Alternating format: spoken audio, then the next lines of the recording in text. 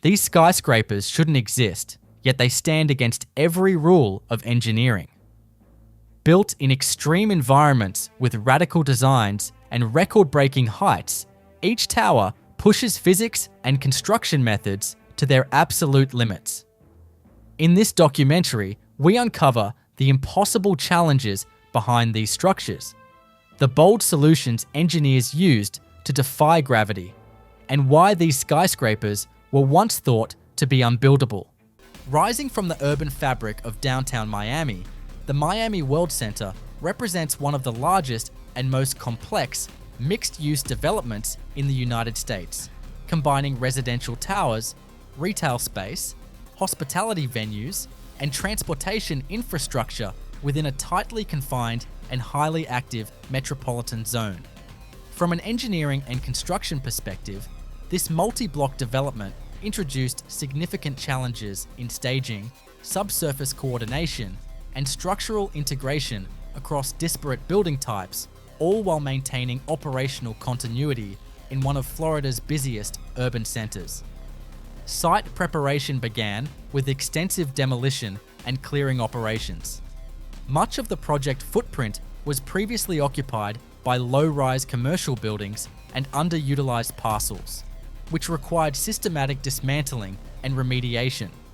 Excavation crews were tasked with removing foundations, underground storage tanks, and legacy utilities while coordinating with the city to preserve or relocate critical service lines. Due to the high water table, typical of coastal Miami, dewatering systems were installed early in the process, using deep well points and submersible pumps to manage groundwater during foundation work.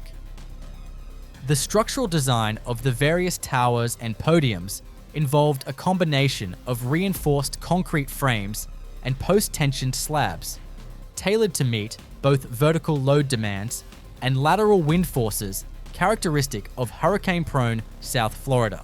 High-rise residential components, some exceeding 50 stories, were supported by deep pile foundations driven into stable limestone strata. These piles were tested using static and dynamic load tests to confirm bearing capacity and settlement behavior prior to full-scale construction. To accommodate multiple uses within tight spatial constraints, engineers designed large podium structures that span entire blocks and house parking decks, retail space, mechanical rooms, and loading docks. These podiums utilized cast-in-place concrete cores and transfer slabs, with integrated fireproofing and acoustic treatments to separate commercial activities from the residential levels above. The coordination of vertical transportation systems, including high-capacity elevators, escalators, and stairwells, was managed using 3D building information modeling to avoid clashes and optimize flow. One of the most technically demanding aspects of the Miami World Center was its subterranean utility coordination. Given the density of existing municipal lines and the proximity to the Metrorail and Brightline stations, all underground installations, ranging from electrical conduits to stormwater management systems, had to be precisely routed and sequenced. Redundant systems were designed for critical infrastructure, including dual water feeds and backup generators located above flood elevation in compliance with updated coastal resiliency codes. Facade systems for the towers included unitized curtain wall assemblies with insulated glazing and hurricane-resistant frames, assembled off-site and installed using tower cranes and specialized rigging teams. Balconies, a hallmark of Miami residential design, were cantilevered with post-tensioned slab extensions, requiring careful engineering to mitigate deflection and ensure long-term durability in the saline air environment. Finally, staging and logistics played a pivotal role throughout the multi-year construction schedule. With multiple general contractors operating simultaneously on adjacent parcels, vertical and horizontal movement of materials had to be tightly choreographed. Dedicated staging zones, off-site prefabrication yards, and synchronized crane operations minimized congestion and ensured safety across the development. Towering above the Brickell skyline, the Panorama Tower in Miami represents one of the most ambitious high-rise construction efforts in Florida's history. With a height exceeding 800 feet, it stands as a benchmark in vertical development, blending residential, hospitality, office, and retail components into a single superstructure. Building such a skyscraper in a hurricane-prone, seismically inactive, but geotechnically complex coastal environment posed numerous engineering challenges that demanded both innovation and precision. Foundation work commenced with a comprehensive geotechnical survey to determine the capacity of the subsurface limestone bedrock typical of South Florida. The soil profile revealed layers of sand, silt, and coral rock, necessitating a deep foundation system capable of supporting the massive vertical and lateral loads. Engineers opted for a foundation composed of large diameter drilled shafts, some extending over 70 feet deep, socketed securely into the bedrock to prevent differential settlement. These shafts were reinforced with heavy steel rebar cages and filled with high-strength concrete, then capped with a massive mat foundation that was poured continuously over several days to ensure structural uniformity. The superstructure utilized a reinforced concrete frame system, chosen for its mass and resilience against wind loads, which are a critical design consideration for any structure of this height in a hurricane zone. The core of the tower, housing elevators, stairwells, and mechanical risers, was constructed using a slip-form system that allowed for continuous vertical progress. Surrounding the core, post-tension concrete slabs were used for the floor systems, providing high load capacity with reduced slab thickness, which helped to maximize ceiling heights within the constrained floor-to-floor space. Lateral stability of the tower was achieved through a combination of shear walls integrated into the core and strategically placed outriggers that tied the core to the perimeter columns at mechanical transfer levels. This configuration enhanced the tower's ability to resist overturning moments and sway, especially under hurricane-force winds. To monitor performance, embedded sensors were placed throughout the structure to track stress, strain, and movement in real time, feeding data into a centralized building management system. The tower's exterior envelope was composed of a curtain wall system featuring high-performance, hurricane-resistant glazing units with low E coatings for energy efficiency. Each panel was factory assembled and tested for water infiltration, air leakage, and impact resistance before being hoisted into place. The facade was further reinforced at the corners and upper levels to account for increased wind pressures at higher altitudes. Mechanical, electrical, and plumbing systems were distributed across multiple levels with dedicated mechanical floors housing chillers, air handlers, backup generators, and electrical switchgear. These systems were installed with redundancy and flood protection in mind, given the potential for storm surge in the area. Chilled water loops and variable air volume systems ensured consistent climate control across the building's diverse spaces, from high-end residences to commercial offices. Vertical transportation was managed using high-speed elevators equipped with destination dispatch and regenerative drives to recapture energy during descent. Fire and life safety systems included pressurized stairwells, smoke evacuation systems, and multiple zones of sprinkler coverage to meet stringent code requirements for high-rise occupancy. Olympic Plus Hill isn't subtle. At 760 feet tall, it's one of the tallest residential towers ever built in Los Angeles. An enormous vertical structure that carves its presence directly into the downtown skyline. Located at the crossroads of Olympic Boulevard and Hill Street, this project is pure scale. Over 800 residential units, 60 stories, and more than 1 million square feet of combined residential, retail, and amenity space. But the story here isn't just size. It's how engineers managed to build something this massive in the seismic heart of California. The foundation work alone pushed limits. To support the weight of the tower, Deep piles had to be drilled through layers of soft fill and clay until reaching bedrock, some driven more than 80 feet into the ground. The base isn't just strong, it's smart. A reinforced concrete core, wrapped in steel and designed with shear walls, creates a seismic-resistant spine capable of swaying without breaking. That's essential in a city where ground movement isn't a possibility, it's an inevitability. Once the base was in place, construction moved upward at a rapid pace. Crews used self-climbing formwork systems that latch onto the tower's core, lifting themselves with each pour of concrete. Every floor was built in a tight cycle: pour, cure, lift, repeat, often turning around a new floor in under 5 days. Each level had to align perfectly, not just vertically, but in terms of internal systems. Plumbing, electrical, fireproofing, and post-tensioning cables all had to be laid out with centimeter-level precision. The tower's skin, a curtain wall system made of high-performance glass and aluminum, presented its own set of challenges. At 60 stories, installing massive panels of glass isn't just dangerous, it's a logistical problem. Wind conditions shift rapidly at height, and each panel had to be lifted by crane and installed within narrow time windows to avoid delays. The glass isn't just aesthetic, it's engineered for insulation, glare reduction, and earthquake flexibility, with anchor points that allow for controlled movement. Olympic Plus Hill also demanded an advanced vertical transportation system.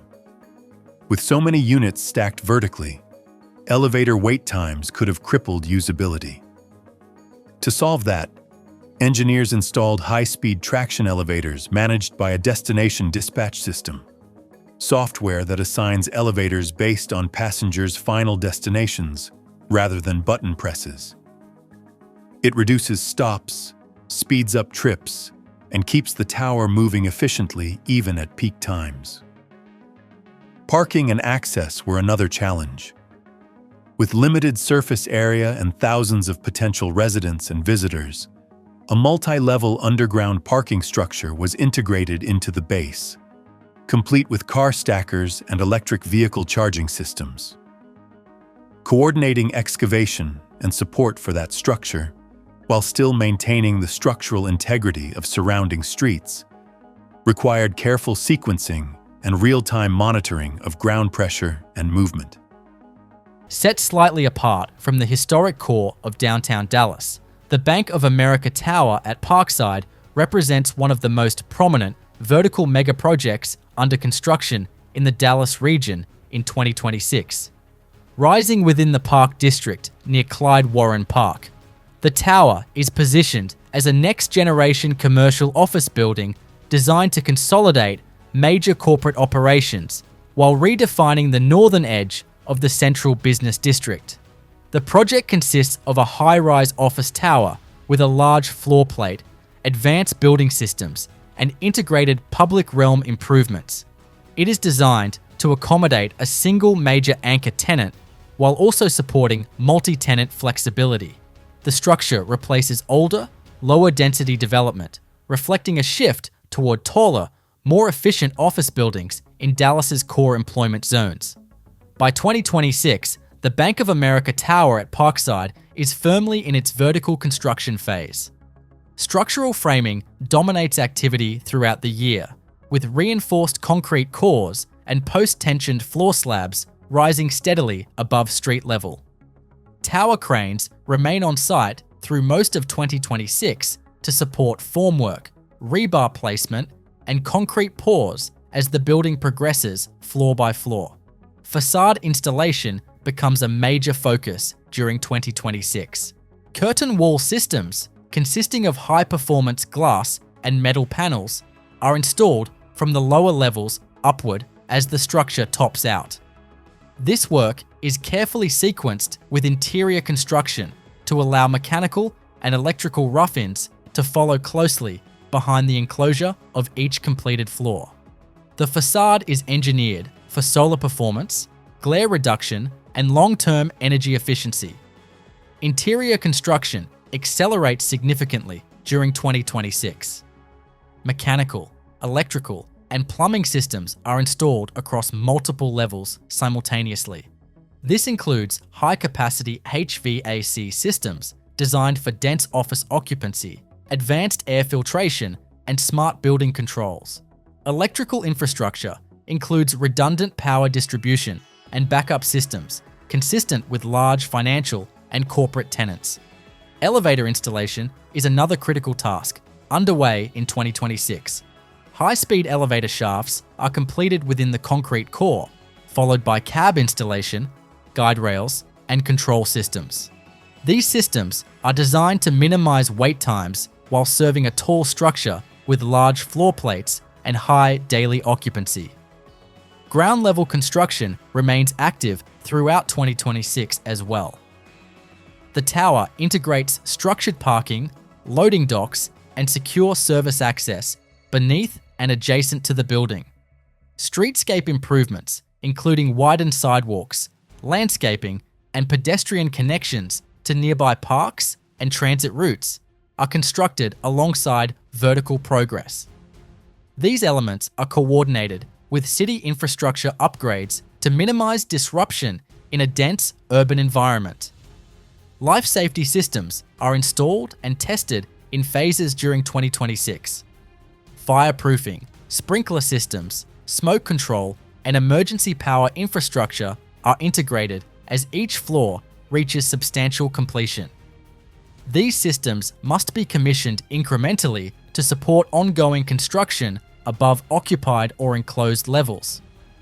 From a scheduling perspective, 2026 represents the midpoint to late middle phase of the project timeline. Structural topping out is expected either during or shortly after 2026, depending on sequencing and weather conditions. Once the structure is complete, focus shifts more heavily toward interior finishes, tenant build-outs, and systems commissioning. Major construction activity continues into 2027, with interior finishes, lobby construction, exterior plaza completion, and final facade detailing extending well beyond the structural phase. Testing and commissioning of building systems, including elevators, HVAC, and security systems, are expected to continue through late 2027. Downtown Dallas plays a central operational role in the World Cup, despite matches being hosted at AT&T Stadium in Arlington.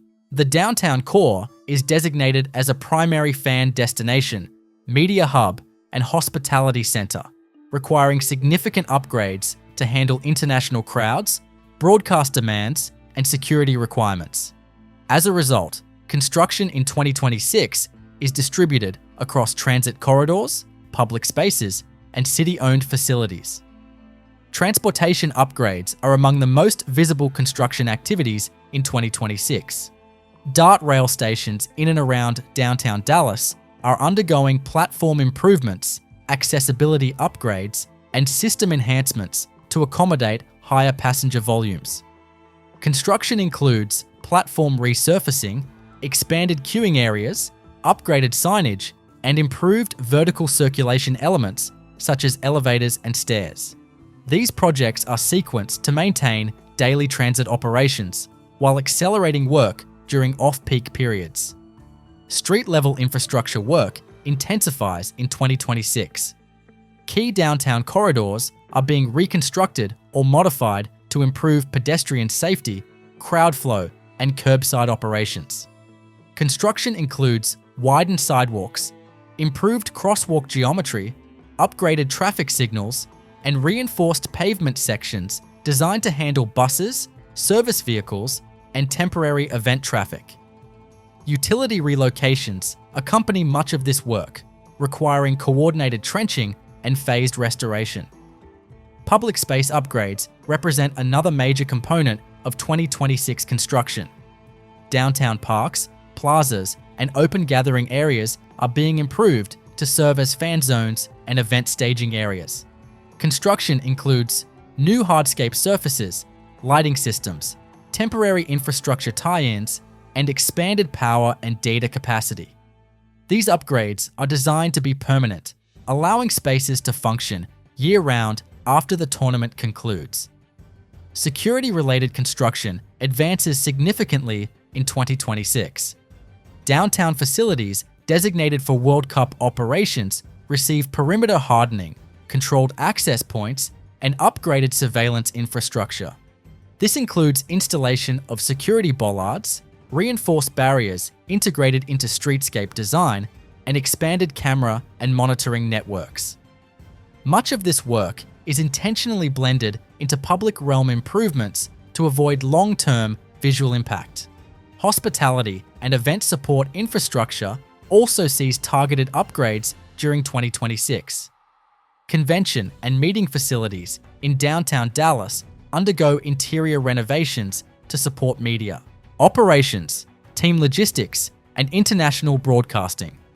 Construction includes upgraded power distribution, enhanced telecommunications infrastructure, improved loading and service access, and reconfigured interior layouts to support temporary World Cup users. Wayfinding and signage infrastructure is another major focus in 2026. Crews install new directional systems designed for international visitors, incorporating multilingual signage and standardized event iconography. These systems are integrated into streets, transit stations, and public buildings, requiring coordinated installation across multiple agencies and property owners. Technology infrastructure work peaks in 2026 as well. Downtown Dallas receives expanded fiber optic capacity, upgraded wireless networks, and enhanced data redundancy to support global media transmission and high-density mobile usage. These installations often occur underground or within existing structures, making them less visible but critical to World Cup operations. From a construction sequencing perspective, 2026 is the final and most intensive year of preparation. Many projects that began in earlier years reach substantial completion during this period, while others undergo final fit-out, testing, and commissioning. The goal is to have all core infrastructure operational well before the tournament begins to allow for trial events, system testing, and security exercises. Temporary infrastructure planning also overlaps with permanent construction in 2026. Areas designated for fan festivals and live viewing require embedded connection points for temporary stages, screens, and crowd management systems. Construction teams install these features during permanent upgrades to avoid disruptive temporary installations later. Rising from the western edge of downtown Miami, Panorama Tower represents one of the most consequential vertical construction efforts in the city's modern history and stands as a defining chapter in Miami's era of mega project development. Panorama Tower is an 85-story mixed-use skyscraper located at 1101 Brickell Avenue, positioned at the intersection of Brickell downtown and the Miami Health District. When it topped out, it became the tallest building in Florida, reaching a structural height of approximately 868 feet. Construction began in 2013, and the tower was officially completed in 2018, following a multi-year development cycle that coincided with Miami's rapid transformation into a global high-rise city. The project was developed by Florida East Coast Realty, a company with deep historical ties to the state's infrastructure and urban development. Panorama Tower was conceived not as a single-purpose building, but as a vertically integrated megastructure combining residential, office, hotel, and retail space within one footprint. This approach reflected a broader shift in Miami construction during the 2010s, where land constraints and economic growth pushed developers toward dense, mixed-use, vertical solutions. The construction scope of Panorama Tower was extensive and technically demanding. The tower contains more than 2.8 million square feet of total built area. Its program includes approximately 821 residential units, over 200,000 square feet of Class A office space, a 208-room hotel, and significant ground-level retail and parking infrastructure.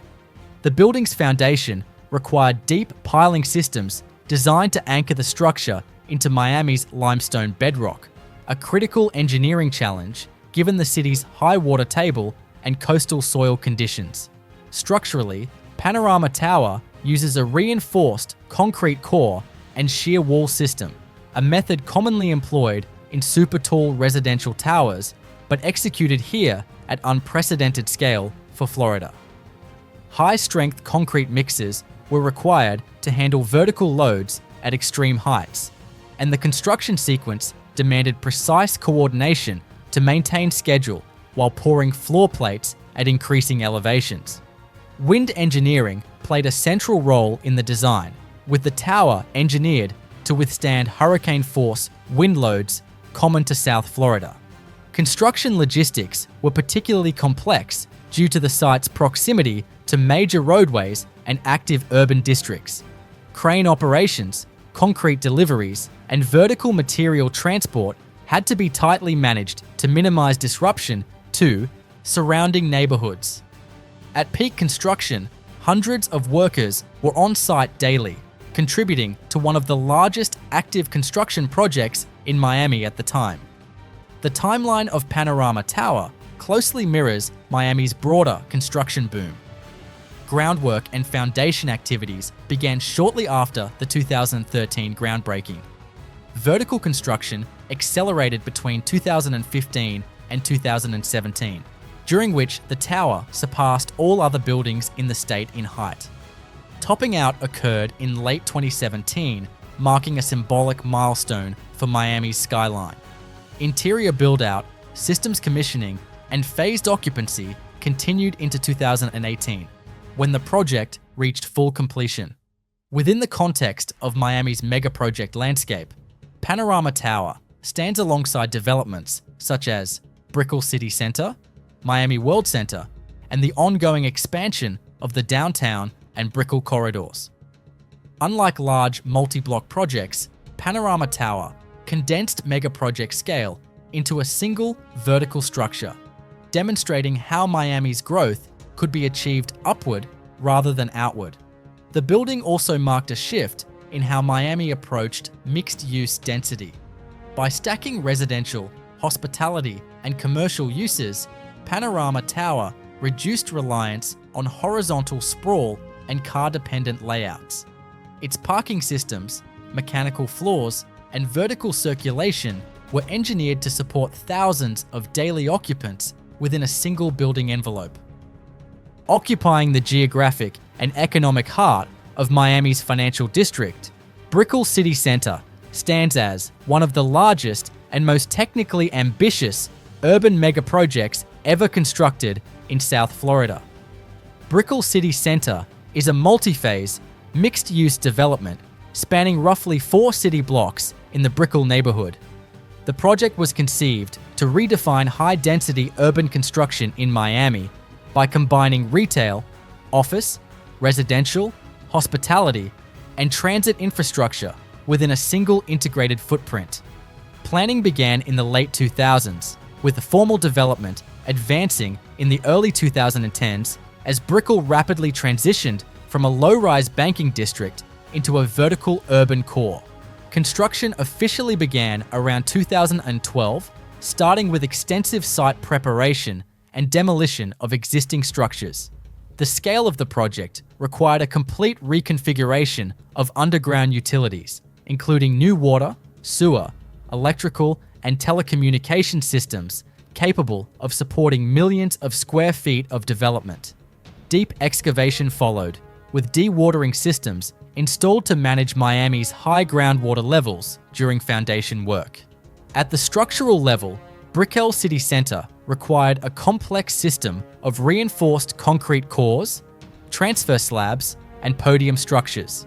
The development includes multiple residential towers, 2 major office towers, a hotel tower, and a large retail and entertainment podium. Each tower was built using high-strength concrete and deep pile foundations drilled into limestone bedrock to handle vertical loads and wind forces. One of the defining construction features of Brickell city centre is the climate ribbon, an elevated architectural canopy spanning the retail core. This structure required long-span steel framing and custom fabricated components designed to provide shade, ventilation, and rain protection in a subtropical climate. Installation of the climate ribbon occurred during the later stages of podium construction and required precise sequencing above active work zones. The retail podium itself was constructed as a multi-level structure occupying the center of the site. Large column-free interior spaces were achieved through the use of transfer beams and post-tension slabs. Mechanical and electrical systems were embedded within the podium to serve both retail tenants and the towers above, reducing redundancy and optimizing space.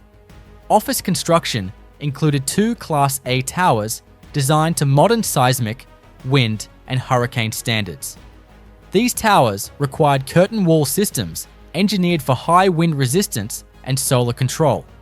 Interior build-outs were completed after core and shell construction, with phased tenant occupancy beginning shortly after structural completion. Residential construction was delivered across several towers, each with distinct layouts but shared infrastructure systems.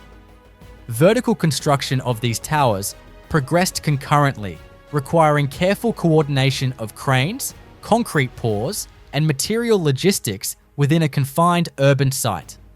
Residential units began delivering in phases starting in the mid-2010s. Hospitality construction included a high-rise hotel tower integrated into the overall podium. This required specialized structural and mechanical design, including back-of-house service zones, conference facilities, and rooftop amenities. Hotel construction was completed alongside residential phases to align with the overall project schedule. Transit integration was a major component of Brickell City Centre's construction scope. The project directly connects to the Metro Mover system, requiring new station interfaces, elevated walkways, and structural modifications to existing transit infrastructure. These connections were built while the Metro Mover remained operational, adding complexity to sequencing and safety planning. The construction timeline unfolded in defined phases. Major vertical construction occurred between approximately 2013 and 2015. The retail component of Brickell City Centre opened in late 2016, marking a key milestone for the project. Office and residential towers reached substantial completion around the same period, with additional residential deliveries extending into 2017. From a mega project perspective, Brickell City Centre was notable for its centralized construction management and financing structure, allowing multiple buildings to rise simultaneously rather than sequentially. This approach shortened the overall development timeline, but increased coordination demands across trades and contractors. It's not every day you see a desert city trying to rewrite the global skyline, but that's exactly what's happening in Riyadh right now, as the Rise Tower begins to take shape. Planned to reach over 450 meters into the air, this soaring structure is meant to become the tallest building in Saudi Arabia's capital, and one of the tallest in the entire Middle East. But more than just height, Rise Tower is about a statement, one of ambition, reinvention, and a new kind of identity for a city that's transforming faster than most people realize. What's striking about this tower isn't just the glass and steel, it's the setting. Riyadh has always been a low-slung city built to survive the desert, a place of wide roads and sprawling neighborhoods. But Rise Tower is breaking that mold completely. It's anchoring the King Abdullah Financial District, a mega project that's aiming to turn the city into a global hub for finance and innovation. With futuristic architecture, high-tech infrastructure, and walkable urban design, right in the middle of the desert heat. Now, designing something this tall in Riyadh isn't as simple as copying a blueprint from New York or Shanghai. The tower has to deal with harsh sunlight, extreme heat, and powerful desert winds.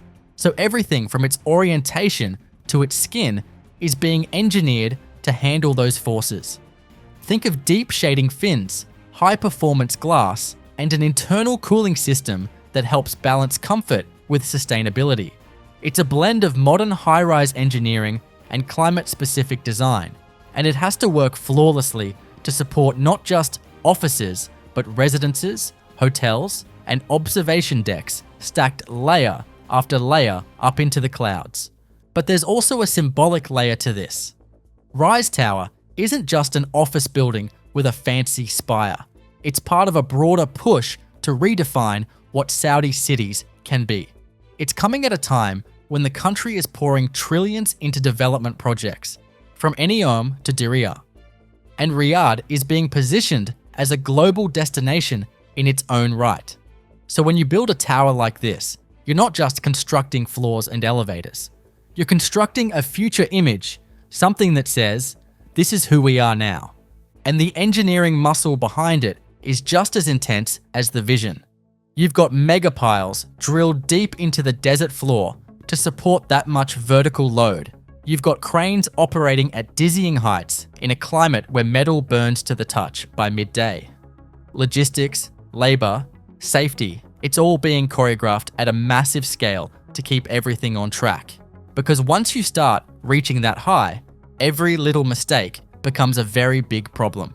Set within the dense fabric of downtown Miami, Miami Central represents one of the most complex, privately delivered mega projects ever completed in the city, combining rail infrastructure, vertical construction, and urban redevelopment into a single coordinated build.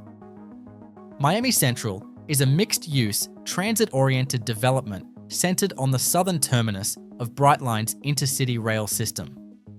The project occupies multiple city blocks between Northwest 1st Avenue and Northwest 6th Street, directly adjacent to Government Center. Planning for Miami Central began in the early 2010s as part of a broader effort to reintroduce intercity passenger rail to Florida, while simultaneously redeveloping underutilized downtown land. Construction officially began around 2014, with early work focused on site preparation, demolition of existing low-rise structures, utility relocation, and rail corridor reconstruction. The project required rebuilding active rail alignments while maintaining freight operations on the Florida East Coast Railway, necessitating phased construction sequencing and temporary track realignments. At the core of Miami Central is the Brightline station, constructed as an elevated rail terminal spanning multiple blocks. The station structure required long-span concrete and steel framing to support train platforms above street level while allowing uninterrupted traffic flow beneath. Platform construction included high-load track slabs, vibration mitigation systems, signaling infrastructure, and integrated safety systems compliant with federal rail standards. Below and around the station, the project incorporated significant structural podium construction. Large transfer slabs were built to distribute loads from residential towers above while accommodating open concourses, retail space, and passenger circulation areas below. This approach allowed rail, pedestrian, and vehicular systems to coexist within a constrained urban footprint. Miami Central includes multiple high-rise towers developed in phases. The first residential towers began vertical construction after the station structure was well underway. These towers required deep foundations and auger-cast piles to manage Miami's soil conditions and groundwater levels. Structural systems used reinforced concrete cores with flat plate floor construction, optimized for residential occupancy and high-rise efficiency. In addition to residential units, Miami Central incorporated office space, hotel components, and retail frontage. Mechanical, electrical, and plumbing systems were designed to operate independently across uses while sharing centralized infrastructure where possible. Loading docks, service corridors, and back-of-house systems were embedded into the lower levels to minimize surface disruption. A defining construction challenge was integrating multiple transportation modes into a single site. Miami Central connects Brightline Intercity Rail, Metro Rail, Metro Mover, Metro Bus, and pedestrian networks. Construction included new elevated walkways, platform connections, fare control zones, and vertical circulation systems, linking existing transit infrastructure to newly built spaces. Roadway reconstruction was another major component. Portions of Northwest First Avenue and surrounding streets were rebuilt to accommodate new traffic patterns, curbside loading, and pedestrian access. Streetscape improvements included drainage upgrades, structural decking over rail corridors, and reinforced pavement designed for heavy service vehicles. The timeline of Miami Central unfolded in stages. Rail corridor and station construction progressed between roughly 2014 and 2017. The Brightline station reached functional completion in late 2017, coinciding with the launch of passenger service between Miami and Fort Lauderdale, later extended to West Palm Beach. Full station operations began in early 2018. Residential towers were delivered in phases, with initial buildings completed around 2018 and additional towers finishing in subsequent years. Retail and public spaces opened gradually as tenant build-outs were completed. The project did not conclude with a single completion date, but by the late 2010s, Miami Central was fully operational as a transit hub and mixed-use district. Within the context of Miami's biggest mega projects, Miami Central stands out for being privately financed and rail-centric. Unlike publicly led infrastructure efforts such as the Port of Miami Tunnel or airport expansions, Miami Central combined transportation infrastructure with real estate development under a single master plan.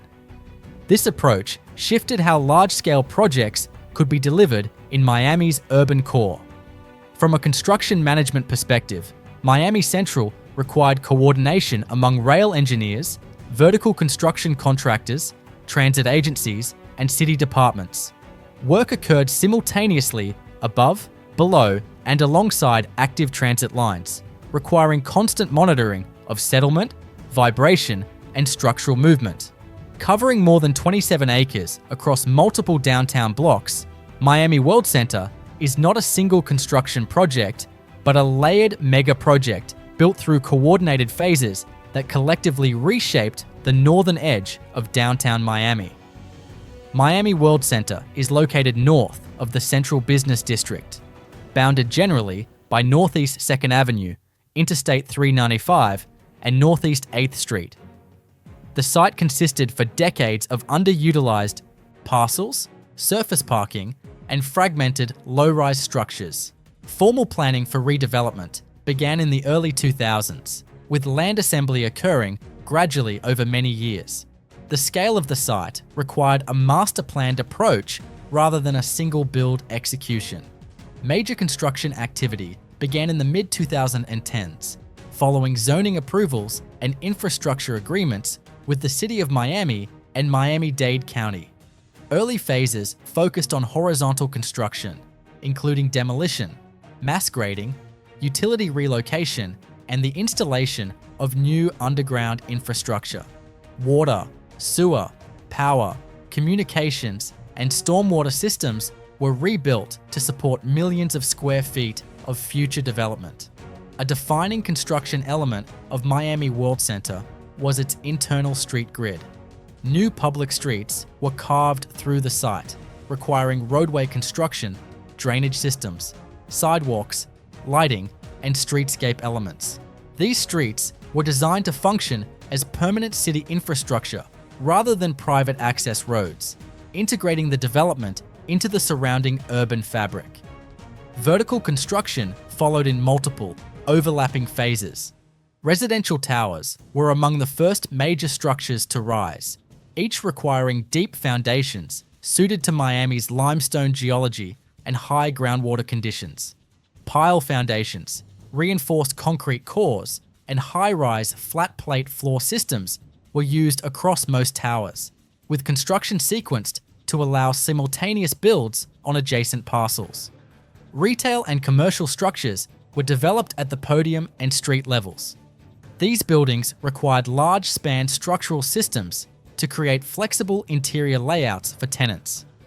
Mechanical and electrical systems were distributed through shared service corridors to reduce redundancy across the district. Loading docks and service access points were consolidated to minimize street-level disruption. One of the most significant infrastructure integrations within Miami World Center was its relationship with regional transit. The development was designed around proximity to Brightline's Miami Central Station, as well as Metro Rail, Metro Mover, and bus connections. Pedestrian corridors and public spaces were constructed to funnel foot traffic between transit nodes and interior blocks, requiring careful grading and structural decking over below-grade utilities. Construction timelines varied by parcel. Early residential and retail components began delivering units around 2018 and 2019. Additional towers and commercial buildings were completed in the early 2020s, with construction continuing in phases as market conditions and financing allowed. Unlike a single mega project with a fixed end date, Miami World Center evolved through staggered completions. Hotel construction formed another major component. Large hospitality structures required distinct structural and mechanical systems, including back-of-house service cores, conference spaces, and rooftop amenities. These buildings were constructed concurrently with residential towers, increasing logistical complexity across the site. Parking infrastructure was largely integrated into podiums and below-grade levels. This required excavation, dewatering, and reinforced slab construction beneath active building sites. Parking systems were designed to serve multiple uses, including residential, retail, and event traffic, reducing the need for standalone garages. From a construction management perspective, Miami World Center required coordination across dozens of contractors, architects, and engineers. Crane operations, concrete pours, and material deliveries were scheduled to avoid conflicts within a dense, active site. Safety planning was critical due to the proximity of Interstate 395 and ongoing city traffic. The mega project also included public space construction, such as plazas and pedestrian promenades. These areas required structural support for landscaping, irrigation systems, and integrated lighting. Public realm construction often occurred late in each phase, following heavy structural work. In downtown Detroit, the Hudson site development is one of the most technically ambitious construction projects the city has seen in decades. It occupies the block where the old J.L. Hudson department store once stood, and it's being transformed into a two-building complex that combines a high-rise tower with a shorter podium structure. Together, they'll hold offices, residential units, a hotel, restaurants, and event spaces, forming a new commercial and cultural center right on Woodward Avenue. The taller tower is planned to reach around 680 feet, which would make it one of the tallest buildings in Michigan. It's built around a reinforced concrete core that houses elevators, stairwells, and mechanical systems, with structural steel framing extending outward to support the floor plates. The shorter building along the northern side of the site is made up of concrete slabs and steel framing as well, but its layout is more horizontal, designed to handle large crowds for exhibitions and retail activity. The foundation work on this project was a major operation. Crews excavated deep below street level to remove old building debris and create space for several basement levels that will house parking and utilities. Piles were drilled down to bedrock to provide stability for the heavy superstructure above. Once the foundation was in place, a tower crane was installed near the center of the site to handle the lifting of steel beams and precast panels. In the later stages, a climbing crane was attached to the building's core to continue lifting materials as the structure rose higher. Because the site is located right in the middle of downtown, logistics have been one of the toughest challenges. There's very little room for material staging, So everything from rebar to glass curtain wall panels arrives on a strict schedule. Deliveries often happen at night to avoid disrupting daytime traffic. Concrete pours for the core were done in sections, with slip forming used on some parts to maintain a steady pace. The sequencing had to be carefully planned to keep trades working continuously without getting in each other's way. The exterior facade combines glass, metal, and stone panels that are designed to reflect both modern architecture and the historic look of downtown Detroit. Each curtain wall section is prefabricated off-site and lifted into position by crane. Behind the facade, mechanical systems for heating, cooling, and electrical distribution are integrated floor by floor as the building rises. Interior work starts from the lower levels once the upper floors are sealed in, with framing, drywall, and mechanical installations progressing upward in stages. As of now, much of the tower's structural frame is complete and interior finishing is underway. The shorter podium structure is further along, with glass and exterior cladding mostly installed. When the entire project is finished, it will contain hundreds of thousands of square feet of mixed-use space and serve as a key part of downtown Detroit's ongoing redevelopment. The engineering precision, tight scheduling, and vertical construction methods used on the Hudson site reflect the scale and complexity of rebuilding a major urban core. Exchange Detroit is one of the most technically distinctive construction projects in the city, mainly because of how it's being built. Located in the Greektown district, near the heart of downtown, this mixed-use residential tower stands out not only for its appearance, but for the method behind it, which uses a modular steel system that allows the building to rise from the top down instead of the conventional bottom-up approach. The project sits on a tight urban site, bordered by active streets, so the design had to minimize on-site congestion while still allowing vertical construction. The developers and engineers adopted a lift-build system known as lift build, which is rarely used in the United States. The process begins with the central concrete core being constructed first, housing elevators, stairs, and utilities. Once that core is complete, the building's individual floor plates are assembled on the ground, complete with structural steel, floor decking, and even some interior framing. Each completed level is then hydraulically lifted up the core and locked into position. This top-down assembly approach dramatically reduces the need for exterior scaffolding and cranes moving materials to upper floors. It also shortens the construction schedule because teams can prepare multiple floors on the ground simultaneously while the lift system raises them in sequence. The floors are connected to the core using steel collars and tension bolts that secure each slab permanently in place. The precision required is extremely high. Every lift operation must keep the floor level within fractions of an inch to ensure the structure aligns correctly. The Exchange Detroit Tower reaches around 16 stories and includes residential units on the upper levels with commercial and retail space near the base. Its structure combines a concrete core with a steel frame, and once the main lifts were completed, work shifted to the facade installation. The exterior system uses prefabricated curtain wall panels that attach directly to the steel framing, featuring glass and metal finishes that give the building a sleek vertical look. The curtain wall sections are brought in ready to install, reducing the time crews spend working at height. Inside, the residential floors are laid out with modern apartment units that were framed and partially fitted before lifting. Mechanical, electrical, and plumbing systems are routed through pre-coordinated chases in the core, with connections made once each floor is set in place.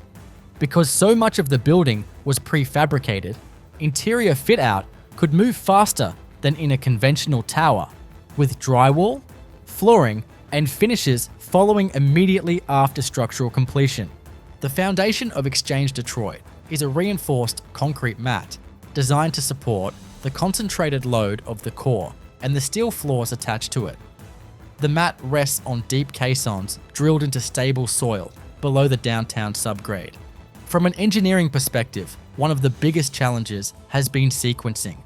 Every stage, from ground assembly to lifting, has to follow a strict order since the structure can't be adjusted afterward.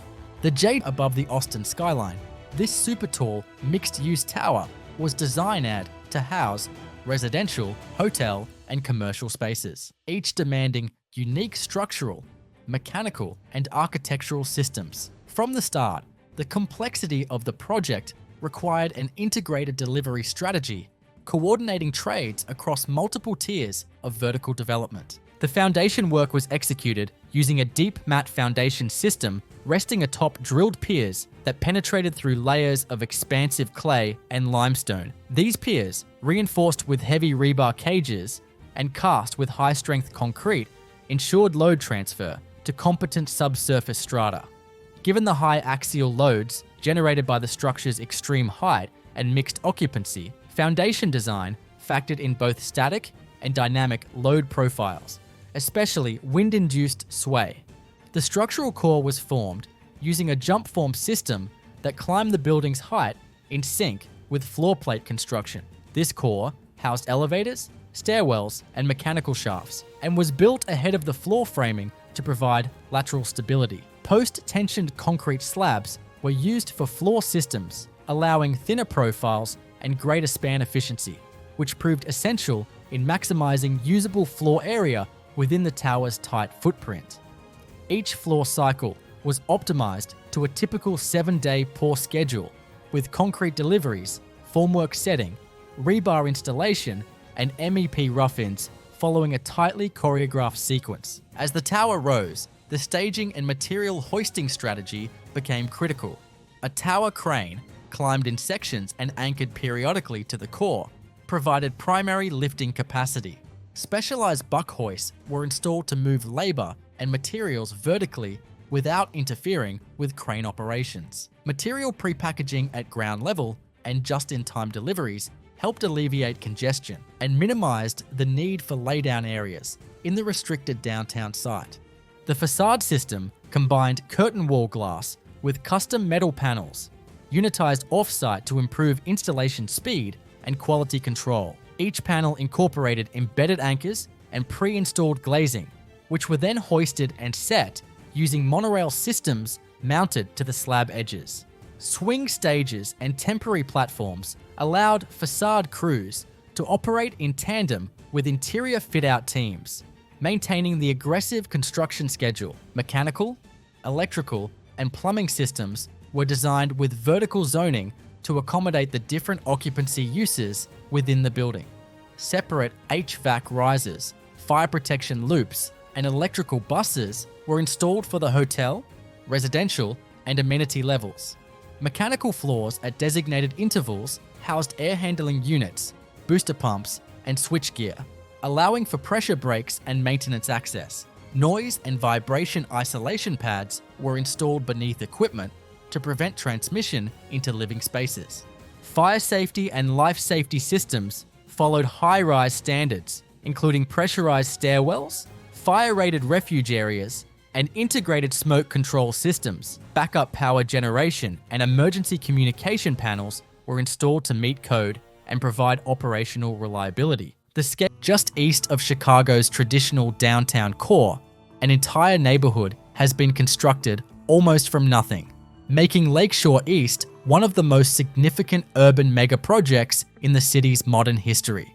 Built on former rail yards and surface parking lots, the development represents a long-term effort to extend the loop eastward while reconnecting downtown to Lake Michigan. The Lakeshore East site covers roughly 28 acres, bounded by Randolph Street, Lakeshore Drive, and the Chicago River. For much of the 20th century, the land was dominated by Illinois Central Rail infrastructure, service roads, and vacant parcels created by transportation realignments. Large-scale redevelopment became possible only after the decline of rail use and the consolidation of downtown planning efforts in the late 20th century.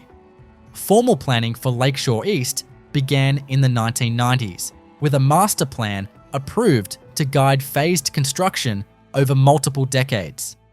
The development was designed as a high-density, mixed-use neighborhood composed primarily of residential towers supported by retail, office space, hotels, and public amenities. Infrastructure construction was a foundational requirement, including new streets, utility corridors, and a central park system built above active, underground roadways and service structures.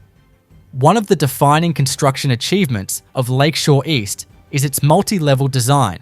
Much of the neighborhood is built atop a podium that conceals lower-level roads, loading areas, and mechanical systems. This required extensive structural engineering, including reinforced concrete decks capable of supporting high-rise towers while allowing traffic and service access below. At the heart of the project is Lakeshore East Park, a 5-acre landscaped public space completed in the mid-2000s. The park was constructed early in the development timeline to establish a residential anchor and improve land value for surrounding parcels. It includes terraced lawns, water features, and pedestrian paths, all built over underground infrastructure. Vertical construction began in the early 2000s and progressed in phases. Early towers included high-rise residential buildings such as the Lancaster, the Chandler, and the Regatta, which helped establish the neighborhood's residential character. Subsequent phases introduced taller and more architecturally ambitious towers as market demand increased. One of the most prominent structures in Lakeshore East is the Aqua Tower, completed in 2009. Its mixed-use program includes residential units, hotel rooms, and retail space. The tower's construction required complex formwork and balcony systems due to its non-repetitive floor plate design. Aqua became a visual landmark and signaled the neighborhood's arrival as a major component of Chicago's skyline. Other major towers followed, including the Blue Cross Blue Shield Tower, completed in the late 2000s, which added significant office space to the area. This building required integration with existing lower-level infrastructure and direct connections to surrounding streets and transit access points. Residential construction continued through the 2010s with towers such as Coast, Tides, Cascade, and Vista. Vista, completed in the early 2020s, is one of the tallest residential buildings in the world and marked the near completion of the neighborhood's original master plan. Its construction involved deep foundations, high-strength concrete, and extended crane operations due to its height and proximity to Lakeshore Drive. From a timeline perspective, Lakeshore East has been under active construction for more than 2 decades. While the majority of major towers are now complete, the development is not entirely finished. Remaining parcels are reserved for future buildings, and incremental construction is expected to continue into the late 2020s as market conditions allow. Lincoln Yards was approved as a planned development by the City of Chicago in 2019.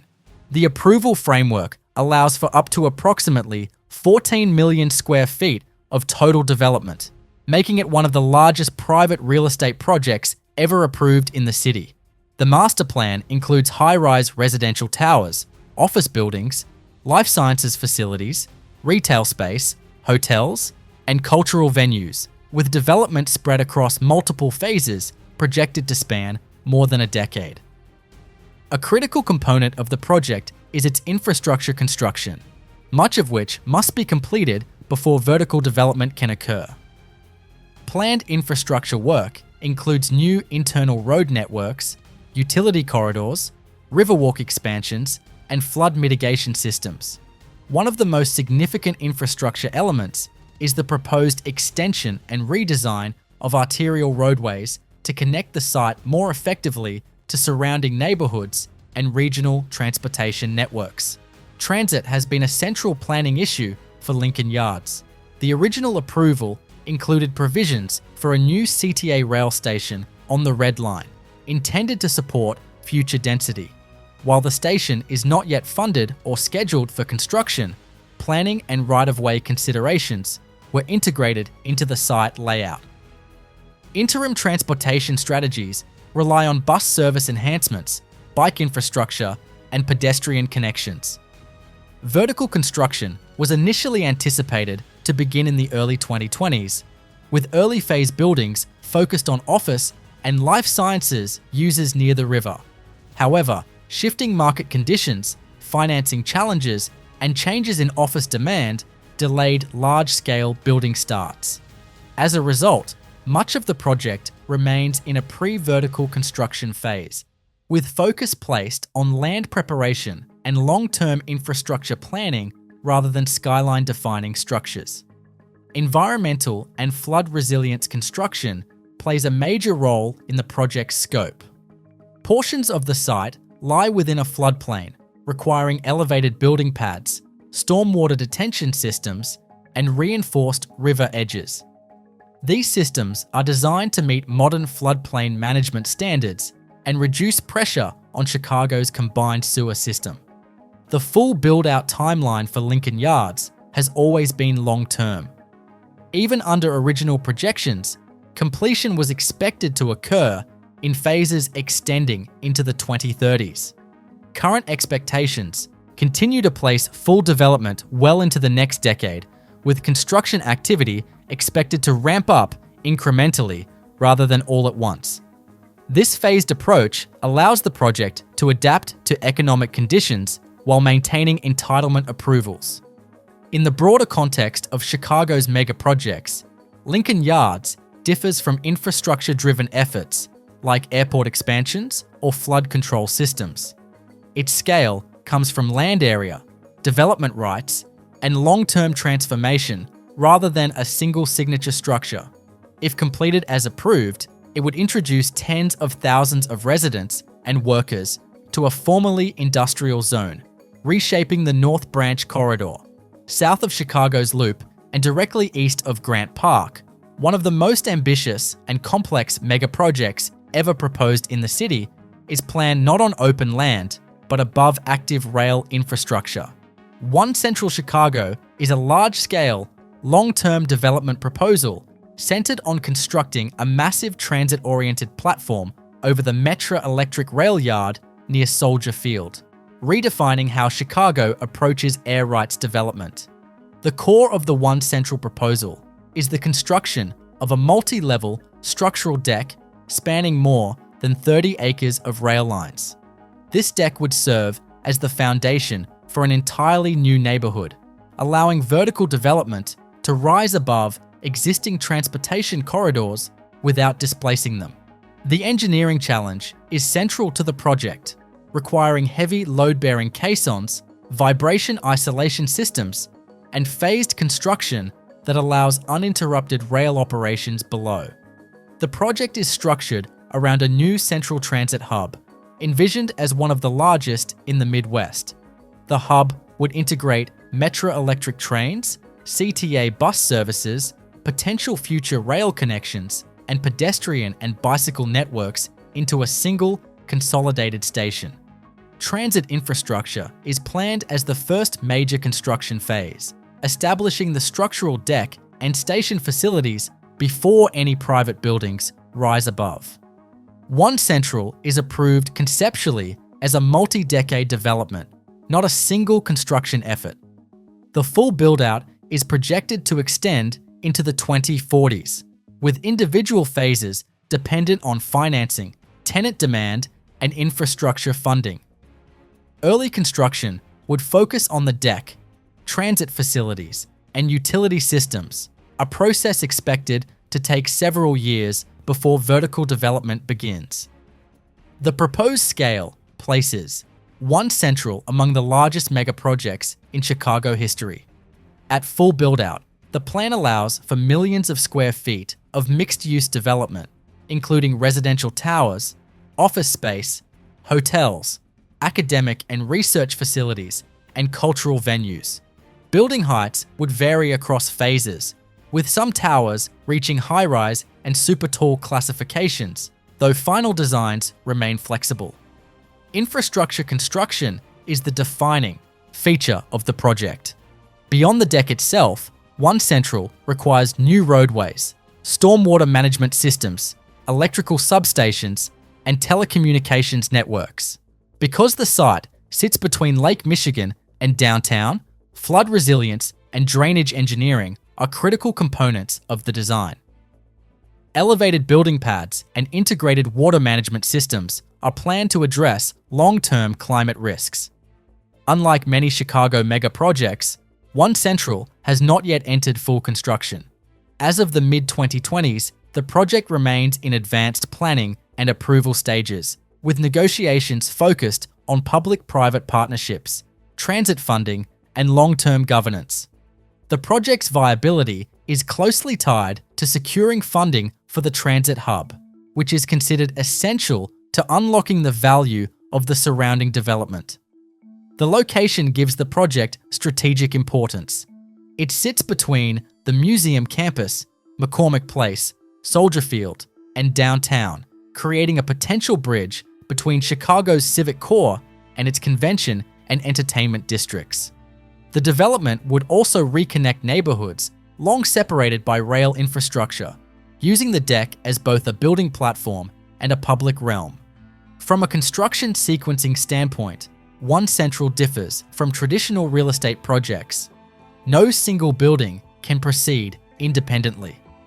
Each phase depends on completion of shared structural and transit elements, making coordination and long-term scheduling central to the project's execution. This complexity places One Central closer to infrastructure mega projects like transit expansions than conventional mixed-use developments. Rising high on the Ethiopian plateau, more than 2 kilometers above sea level, Addis Ababa has always been a city of layers. Old and new, formal and informal, chaotic and alive. But over the past few years, the city has begun to take on an entirely new shape. The Addis Ababa City Corridor and Smart City Project is the centerpiece of that transformation, a sweeping plan to modernize the capital, expand its infrastructure, and create a blueprint for what a 21st century African metropolis can look like.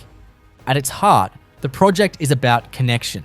Addis Ababa has grown rapidly, with millions of people moving in from rural regions, but the city's layout and infrastructure never quite kept pace.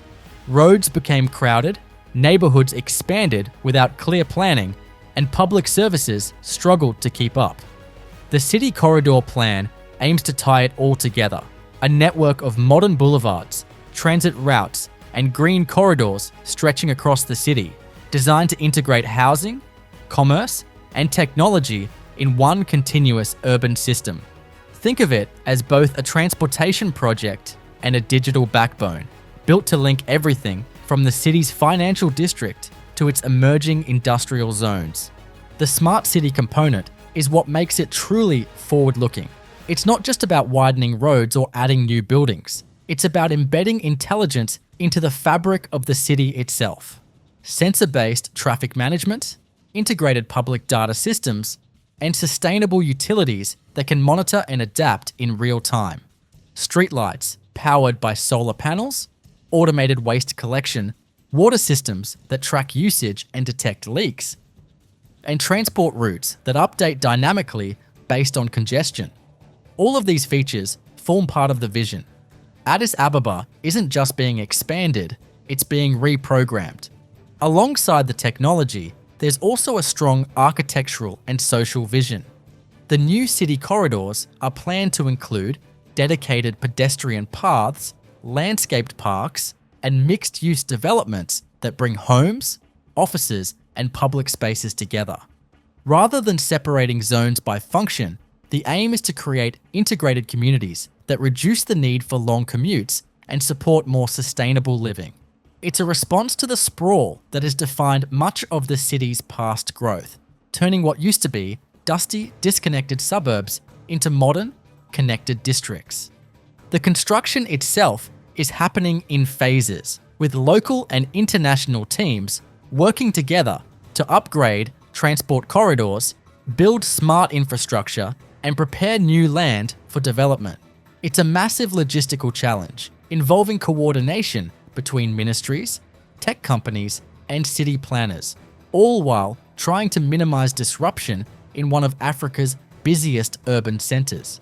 But despite the complexity, progress continues steadily, with visible changes appearing year by year. New roads lined with smart lighting, new districts emerging with coordinated urban layouts, and data centers forming the digital core of the city's new systems.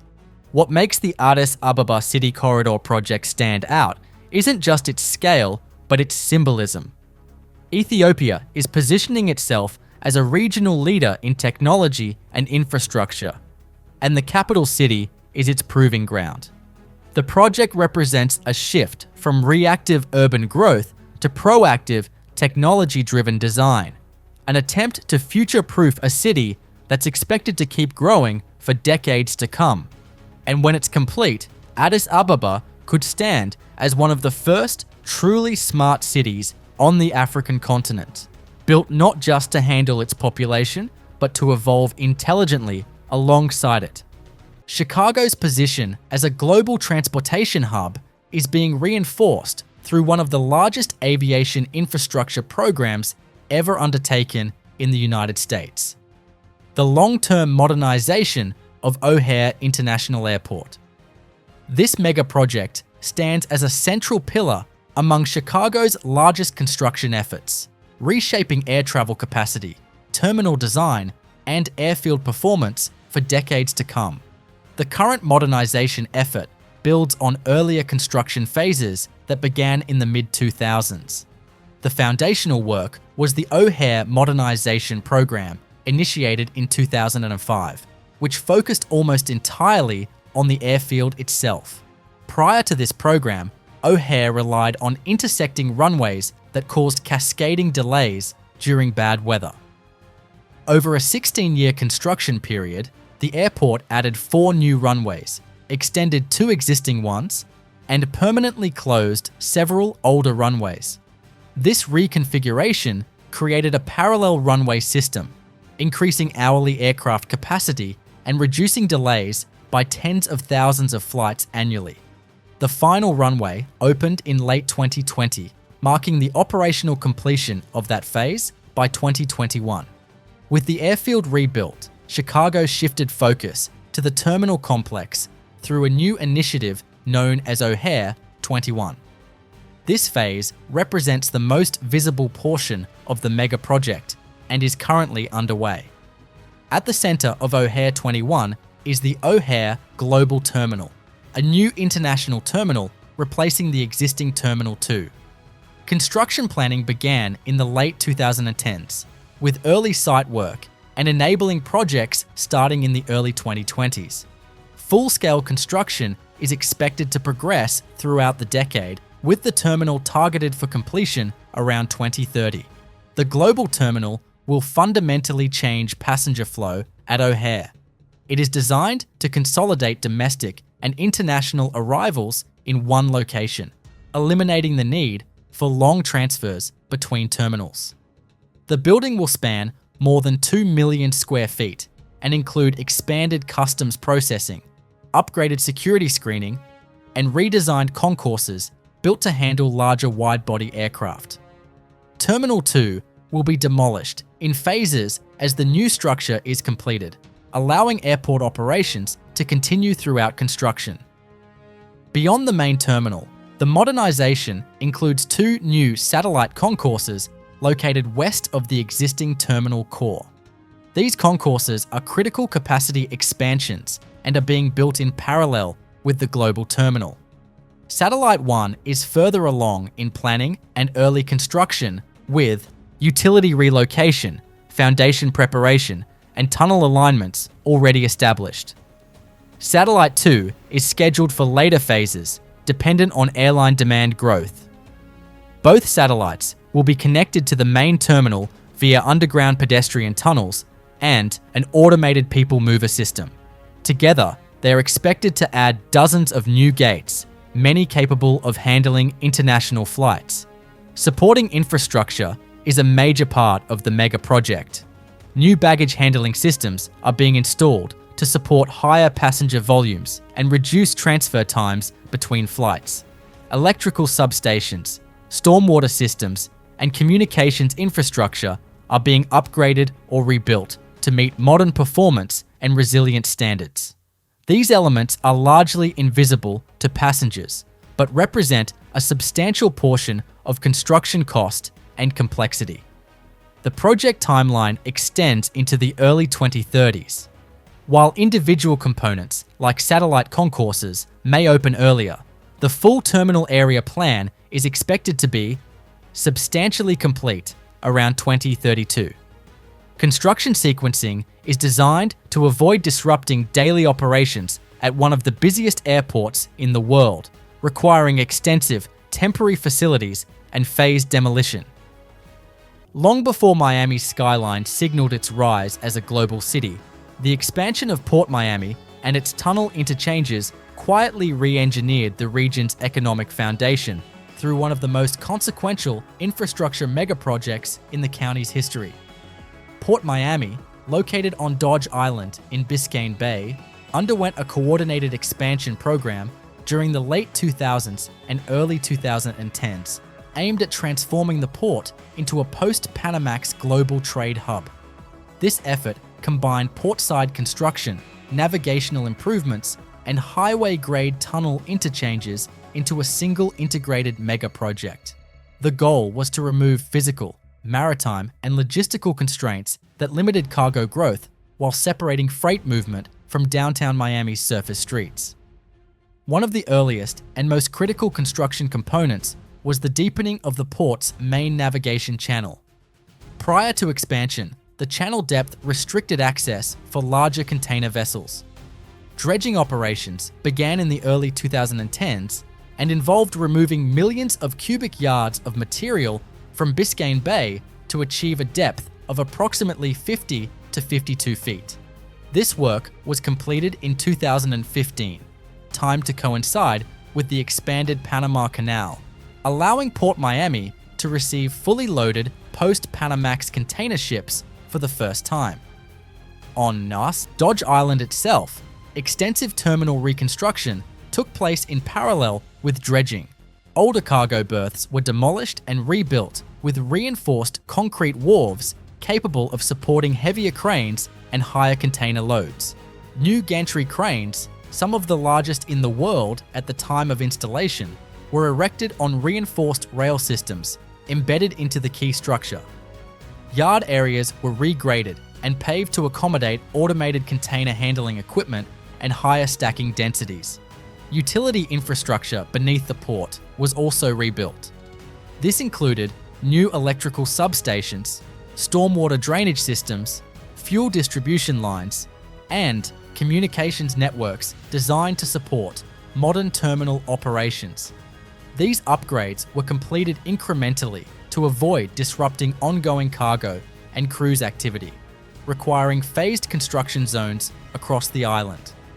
The landside component of the expansion centered on the Port of Miami Tunnel and its highway interchanges, which together form the port's primary freight access system.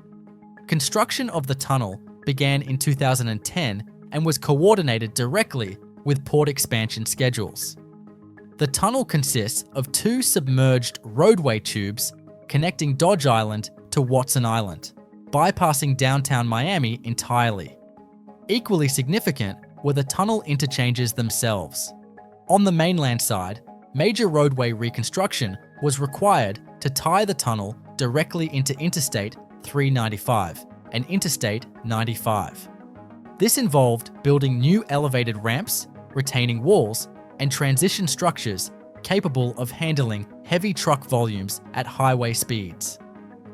Existing roadways were demolished and realigned, with traffic maintained throughout construction using temporary detours and phased lane shifts. On the port side, Dodge Island underwent extensive reconfiguration to integrate tunnel portals with internal port circulation. New access roads were built, grade separations installed, and security checkpoints relocated to streamline truck movement.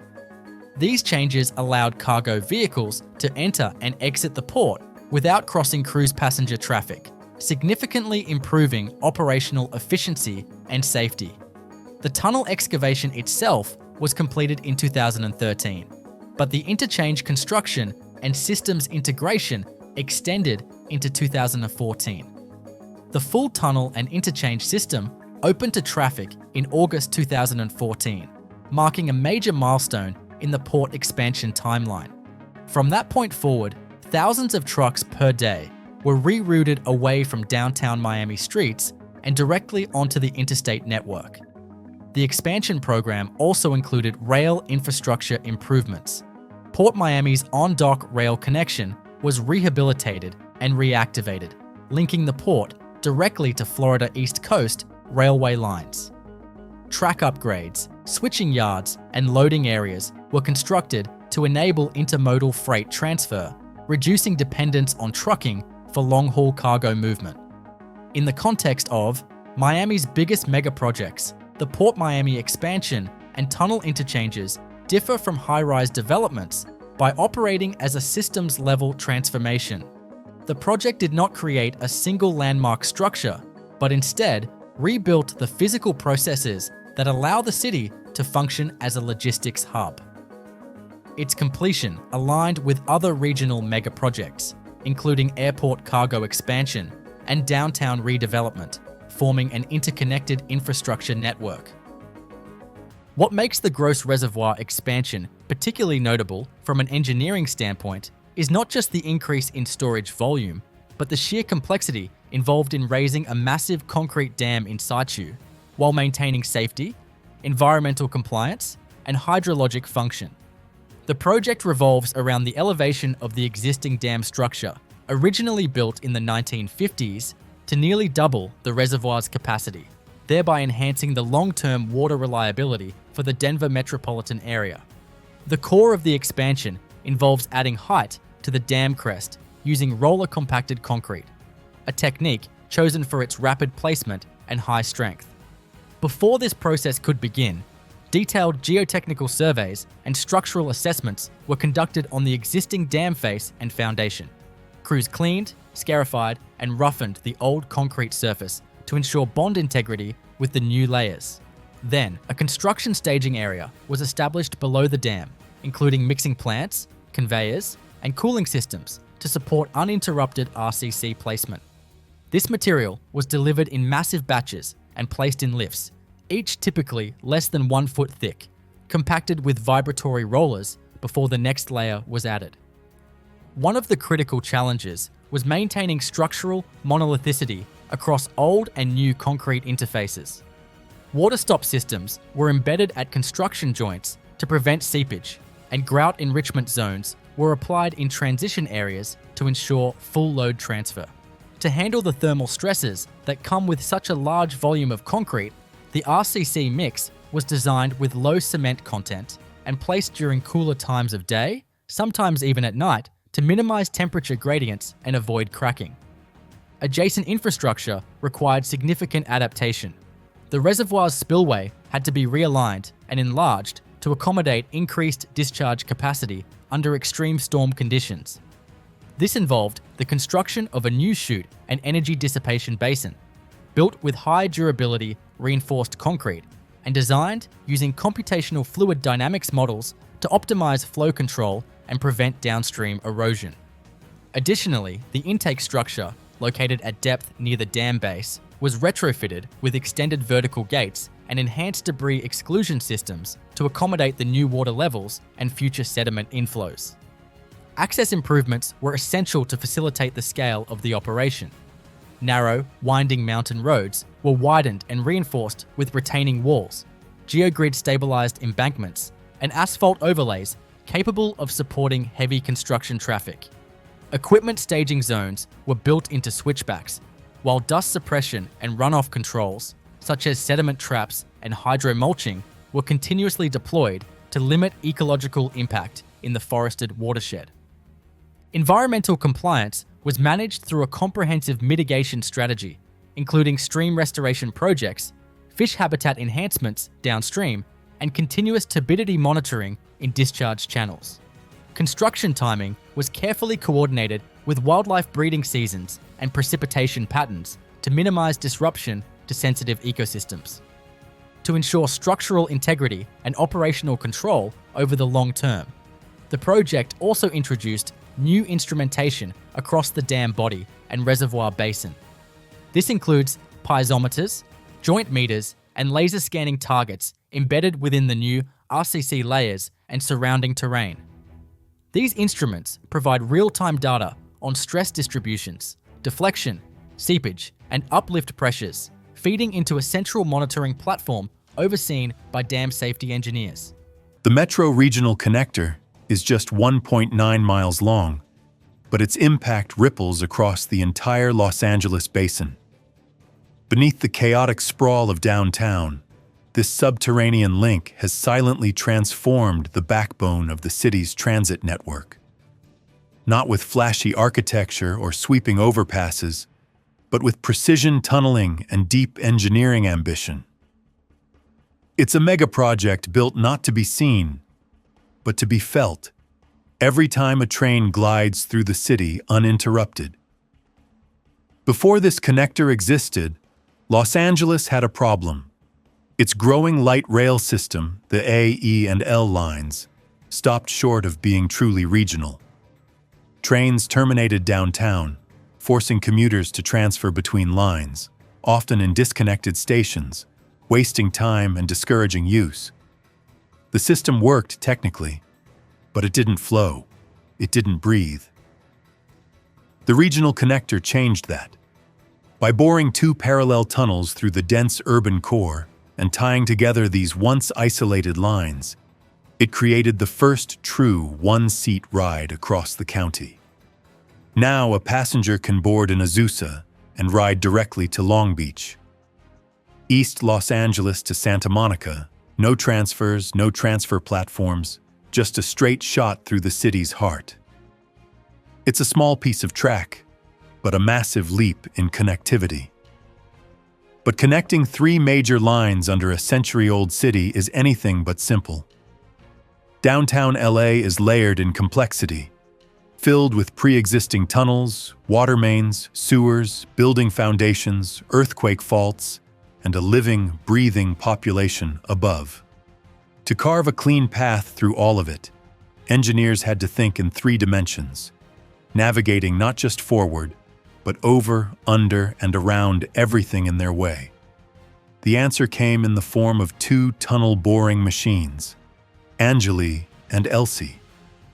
Each one was a 1,000-ton beast, stretching over 400 feet long, with rotating cutter heads capable of grinding through soil, rock, and buried urban history. But the real trick wasn't speed, it was control.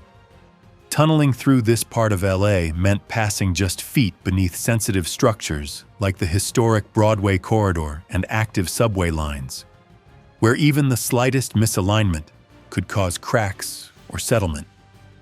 So crews worked slowly, methodically. Pressurized faces on the TBMs stabilized the ground ahead. Real-time monitoring systems tracked every vibration and movement, sending feedback to operators above. In some segments, the margin for error was less than an inch. It was engineering done with surgical precision, buried beneath a city that never stopped moving. At the surface, the work was just as intense. 3 brand new underground stations were constructed: Little Tokyo Arts District, Historic Broadway, and Grand Avenue Arts, Bunker Hill. Each of them had to be excavated in tight quarters, often amid live traffic, aging buildings, and pedestrian zones. The Little Tokyo station posed one of the greatest challenges. Crews had to demolish the existing above-ground station, reroute the tracks underground, and do it all while preserving the cultural heart of a vibrant neighborhood. There's something about a massive river crossing that just captures the imagination, especially when it doesn't involve just one bridge, but an entire network of infrastructure rising together to solve problems that have been decades in the making. The Ohio River Bridges project, connecting Louisville, Kentucky to southern Indiana, wasn't just a plan to build some new lanes of traffic. It was a full-scale re-engineering of how two states move, grow, and interact every single day. And it took more than 10 years of grinding work, tough negotiations, and a whole lot of engineering creativity to make it all happen.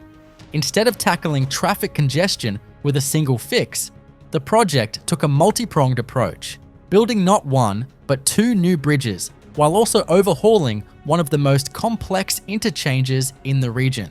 The downtown crossing included a brand new companion bridge next to the existing Kennedy Bridge, dedicated to southbound I-65 traffic, while the older bridge was rebuilt for northbound traffic.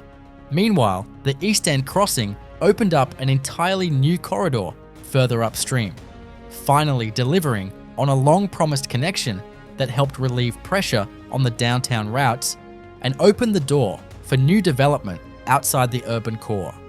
And then there was Spaghetti Junction, the famously tangled interchange of I-64, I-65, and I-71, which had become a nightmare for drivers and a choke point for freight, completely redesigned and rebuilt to actually work in the 21st century.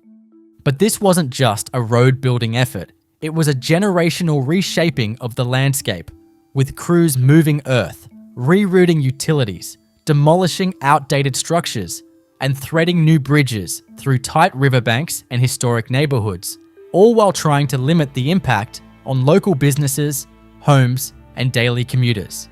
At its peak, the project brought in thousands of workers, each playing a part in lifting steel segments into place over rushing water, pouring miles of concrete in punishing heat and cold, and operating massive cranes that swung silently through the night to avoid disrupting daytime traffic.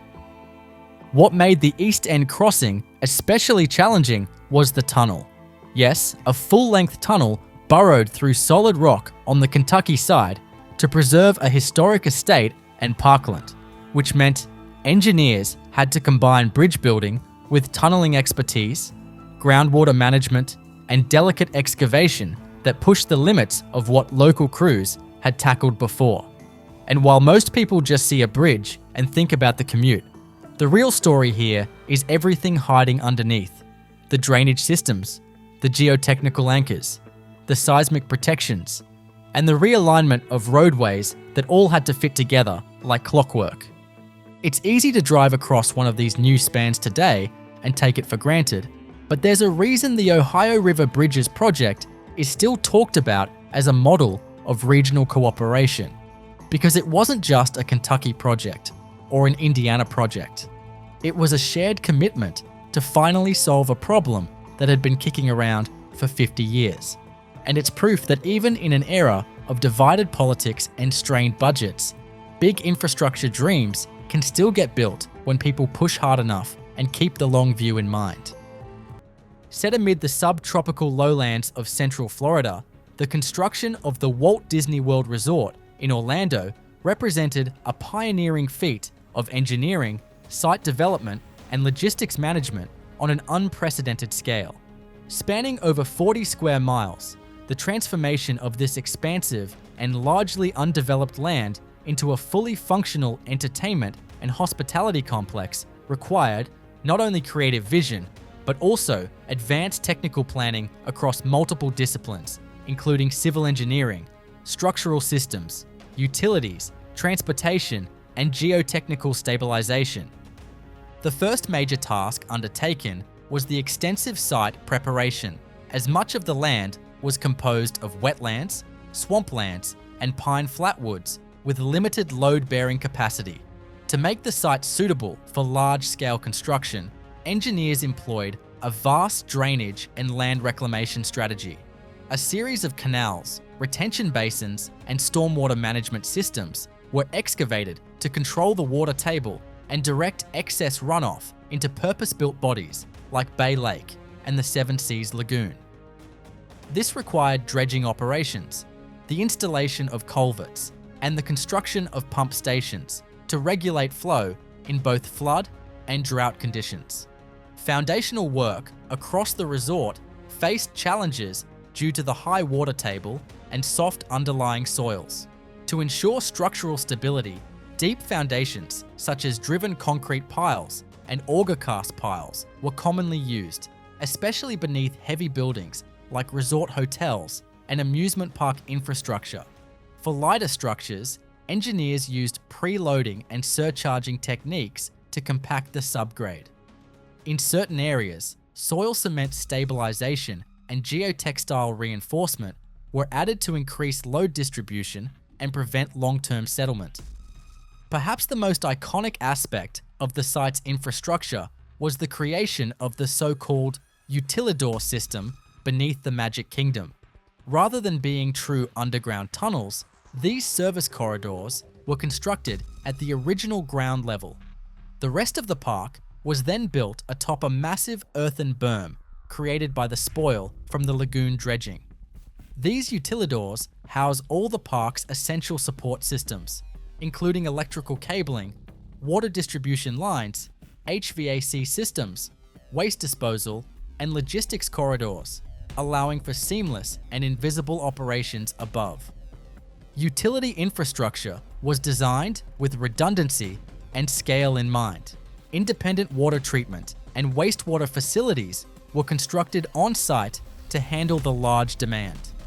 Extensive power distribution networks, including multiple substations, were integrated into the landscape to provide uninterrupted electrical supply across the property. Chilled water systems were installed to provide air conditioning via underground piping loops, using centralized plants that optimize energy efficiency. Transportation planning also played a critical role. A multimodal network was engineered to facilitate the movement of guests and goods, including monorail lines, ferryboat systems, internal bus loops, and service roadways. The monorail system, composed of elevated precast concrete beams supported by reinforced concrete piers, was built with precise tolerances to ensure smooth travel and high passenger throughput. All stations and transfer points were constructed with ADA, compliance and capacity planning in mind, utilizing modular concrete platforms, steel framing, and covered walkways. The scale and complexity of building the Walt Disney World Resort in Orlando set new benchmarks for themed development and remains a masterclass in how multidisciplinary engineering can be applied to create not just buildings or rides, but an entire controlled and immersive built environment engineered to handle millions of visitors each year with both efficiency and spectacle. On a site that once lay fallow and largely undeveloped, the construction of Blue Oval Battery Park marked a decisive leap into the future of high-volume electric vehicle component manufacturing. This sprawling industrial complex, designed to support the fabrication and assembly of lithium-ion battery cells and modules, demanded advanced planning and precision across every phase of construction, from grading and utilities to cleanroom commissioning.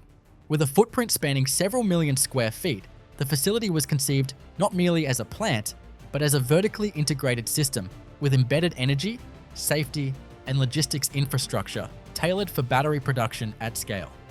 The project began with large-scale site preparation involving the removal of unsuitable soils, installation of wick drains to accelerate consolidation, and the laying of geotextile fabric beneath engineered fill to stabilize the subgrade. Heavy compaction equipment, GPS-guided grading systems, and automated moisture control were employed to achieve stringent flatness and density tolerances across hundreds of acres. Underground utility corridors were trench-cut in parallel, with high-capacity storm drains, electrical conduit duct banks, and chilled water supply lines installed in tandem to minimize rework and speed up scheduling. Once the building pad was stabilized, the structural steel phase commenced.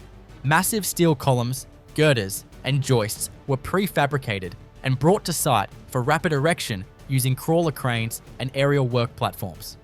The roof system, designed to support HVAC units, solar panels, and sprinkler infrastructure, relied on long-span bar joists and insulated metal decking that was continuously welded and mechanically fastened in overlapping sections.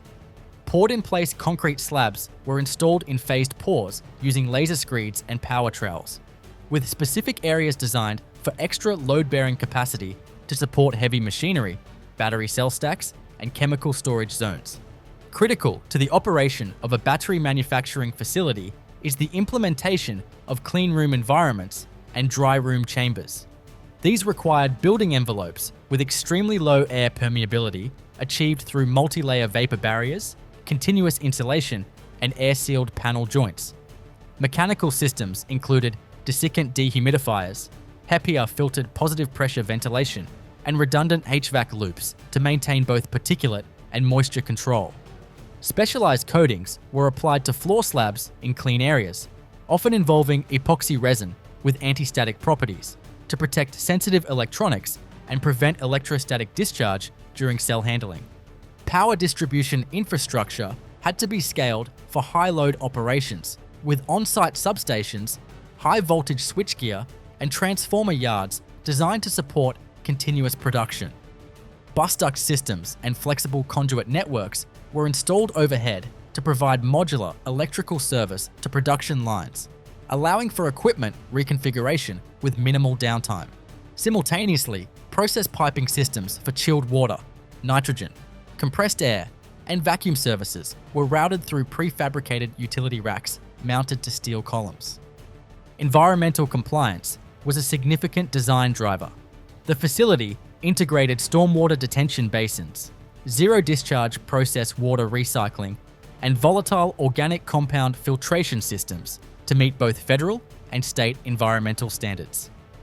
Fire suppression systems had to account for the unique hazards of lithium-based materials, requiring dry chemical suppression in certain rooms and foam-based systems in others, backed by an advanced detection network including thermal imaging and gas sensors. Few civil engineering efforts in North America rival the logistical scale and environmental complexity of the Soo Locks expansion project in Sault Ste. Marie, Michigan.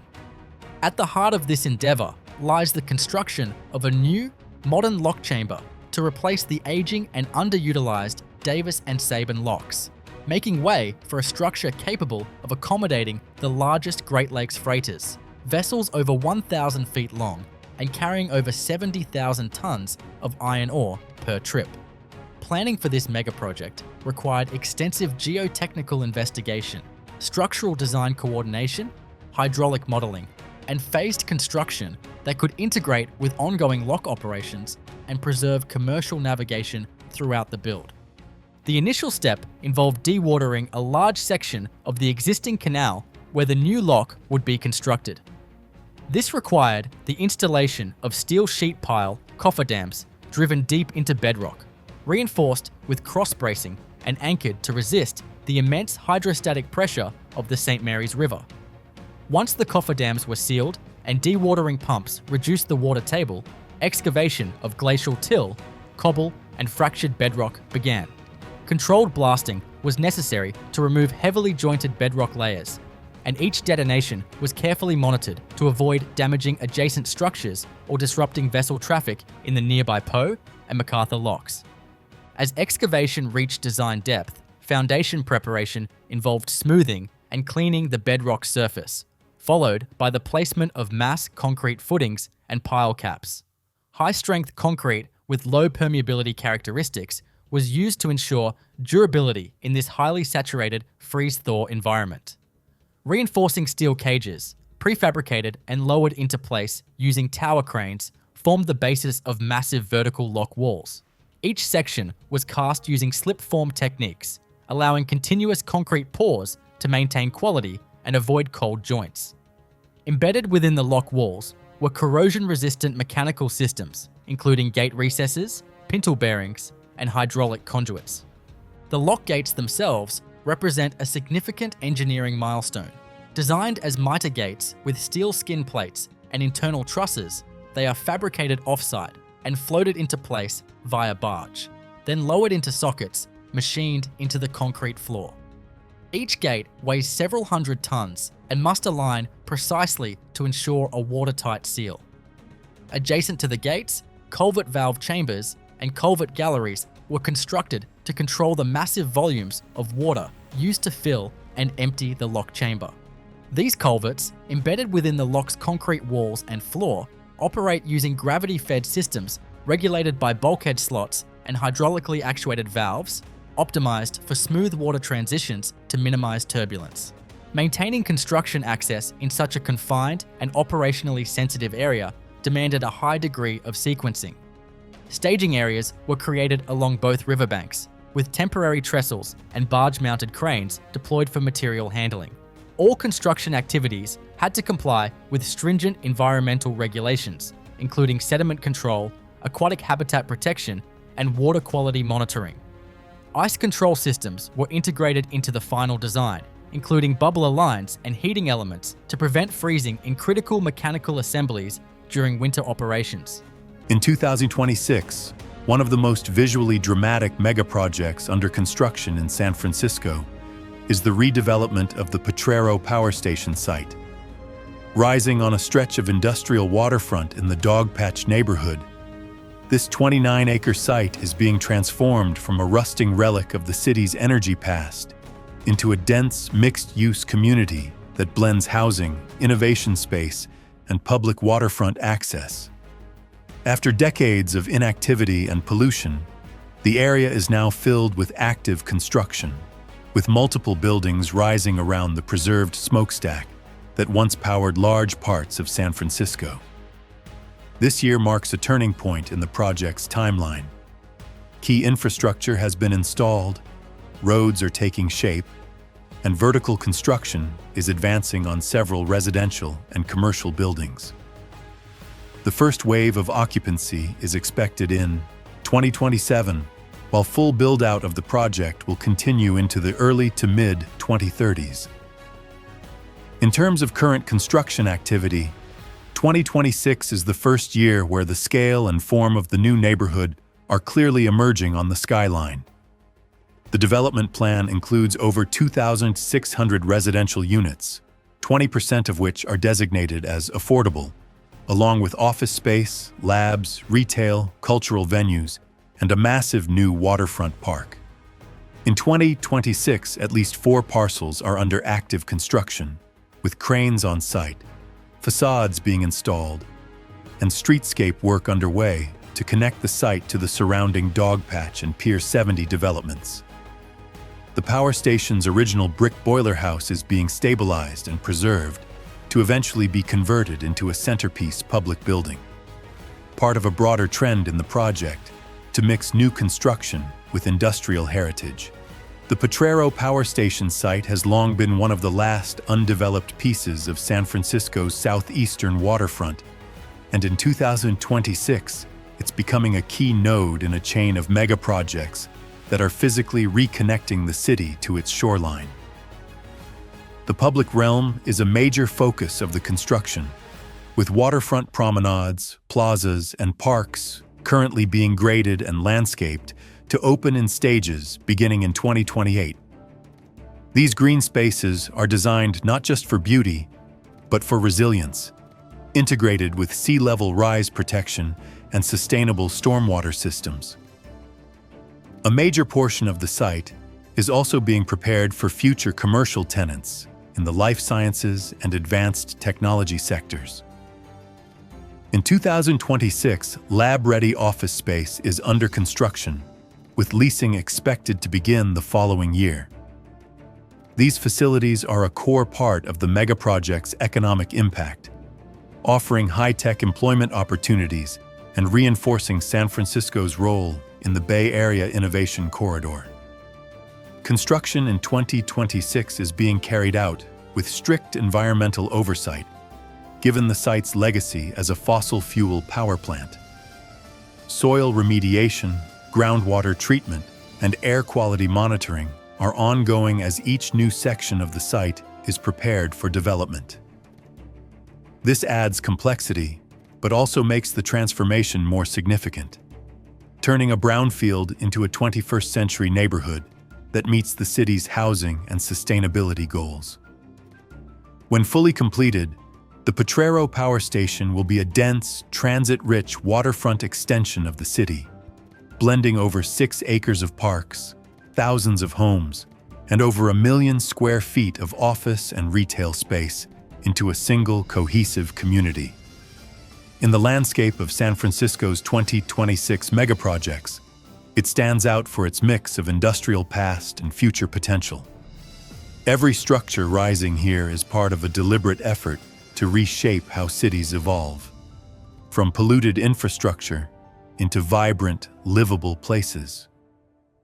By the middle of the decade, one of North Texas's earliest soccer-specific stadiums is undergoing a comprehensive reconstruction that places it firmly among Dallas area megaprojects active in 2026. The new Toyota Stadium redevelopment in Frisco represents a multi-year modernization effort focused on structural capacity, revenue generation, climate mitigation, and long-term event flexibility rather than a simple renovation.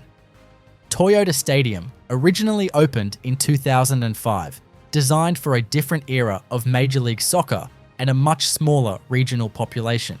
The redevelopment project restructures the existing stadium rather than replacing it, allowing FC Dallas to continue operations while construction advances in carefully sequenced phases. By 2026, the project is deep into its most technically demanding stage, with heavy construction occurring throughout the seating bowl, concourses, and building systems. Construction work during 2026 concentrates on major structural modifications.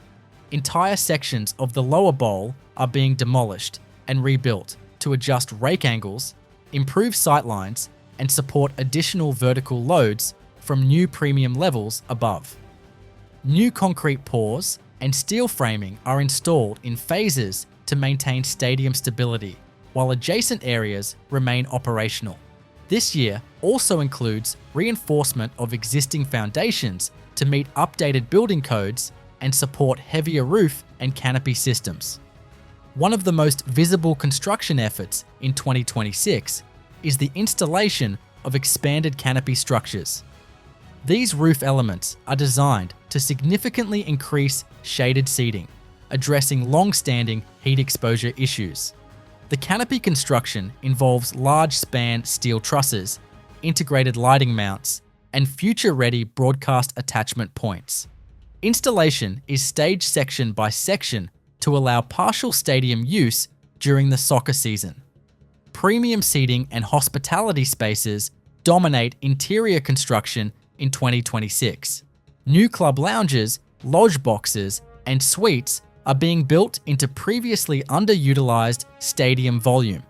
This requires extensive mechanical and electrical upgrades, including new air handling units, upgraded power distribution rooms, and expanded data infrastructure. Plumbing systems are also being replaced or rerouted to serve higher capacity food and beverage operations. Concourse reconstruction is another major focus in 2026. Existing concourses are being widened, regraded, and reconfigured to improve circulation and accessibility. Vertical transportation systems, including elevators and stairs, are being added or relocated to comply with modern accessibility standards. These changes require careful coordination between demolition crews, concrete teams, and utility installers to avoid service disruptions. Technology infrastructure work accelerates during 2026. Crews are installing new fiber optic backbones, wireless access systems, and security networks throughout the stadium. Dedicated broadcast rooms and control spaces are under construction to support national and international television requirements. These systems are designed to accommodate future tournaments and non-soccer events without additional major retrofits. Outside the stadium bowl, 2026 construction includes the redevelopment of surrounding plazas and entry zones. Pedestrian circulation is being improved through expanded hardscape areas, upgraded lighting, and reworked security screening layouts. These exterior improvements are engineered to support higher peak attendance and year-round events, not just match days. Sustainability measures are integrated into the 2026 construction scope. Lighting systems are being converted to high-efficiency LED fixtures. Water infrastructure is upgraded with low-flow systems, and stormwater management improvements are installed to reduce runoff during heavy rain events. Older materials removed during demolition are being recycled or reused, where feasible to reduce construction waste. From a timeline perspective, 2026 represents the midpoint of the redevelopment. Structural and exterior envelope work dominates early and mid-year, while interior build-outs continue into late 2026 and beyond. Some premium areas and upgraded seating sections are expected to open in phases as construction completes, allowing incremental increases in stadium functionality. Major construction activity is scheduled to continue through 2027, with final interior finishes, technology commissioning, and operational testing extending into late 2027. Full project completion is expected between late 2027 and 2028, depending on seasonal construction constraints and event scheduling. The phased delivery approach ensures continuous stadium use while transitioning the facility to its final configuration. You could argue that no American infrastructure project has ever been more ambitious, more controversial, or more flat-out chaotic than the Big Dig. Officially known as the Central Artery/Tunnel Project, this wasn't just a highway job, it was a massive, decades-long attempt to untangle the concrete mess that had been strangling Boston for years. And in the process, it became one of the most complicated urban engineering efforts the country has ever seen. It all started with a problem that was painfully obvious to anyone who ever tried to drive through downtown Boston. The elevated I-93, known as the Central Artery, was loud, crumbling, overcapacity, and a complete urban barrier, dividing neighborhoods and jamming traffic so badly that rush hour could stretch for half the day. So the solution? Bury it. Not just cover it or reroute it, but actually dig a brand new expressway deep below the existing one, right through the middle of a dense, historic city that was still very much alive above ground. And that's where things got wild, because you don't just drop a tunnel under Boston. You have to work around centuries-old buildings, subway lines, sewer mains, water pipes, electrical conduits, and ground conditions that are half landfill and half riverbed. Crews had to excavate around live rail tunnels, underpin massive structures so they didn't collapse, and deal with groundwater constantly trying to flood the site. In some places, the only way to keep digging was to freeze the ground solid with liquid nitrogen so it wouldn't cave in. The main tunnel itself wasn't even the only part. There was also the Ted Williams Tunnel, stretching under Boston Harbor to link up with Logan Airport. That section used a technique called immersed tube tunneling, where pre-formed tunnel sections were floated out into the water, sunk into a dredged trench, and then connected underwater like pieces of a giant Lego set. And let's not forget the Zarkham Bridge, a massive cable-stayed structure that became the visual symbol of the entire project, spanning the Charles River and replacing the old, rusted-out expressway ramps that used to dominate the skyline.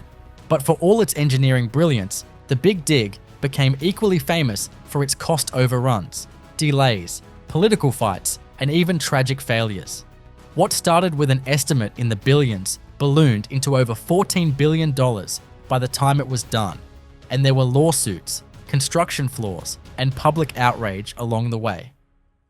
At one point, a tunnel ceiling panel collapsed, killing a driver and shaking public confidence in the entire effort. It was a reminder that even the best designs on paper can fall apart if the execution doesn't follow through.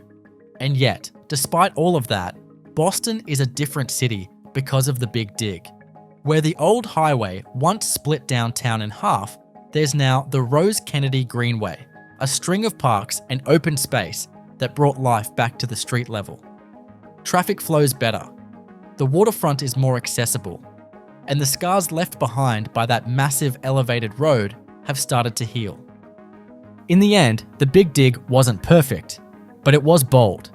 It pushed engineering to its limits and redefined what a city could do when it finally decided to reclaim its own space. And maybe that's the real legacy, not just the tunnels or the bridges, but the idea that even the most broken infrastructure can be reinvented, if we're willing to dig deep enough to get there.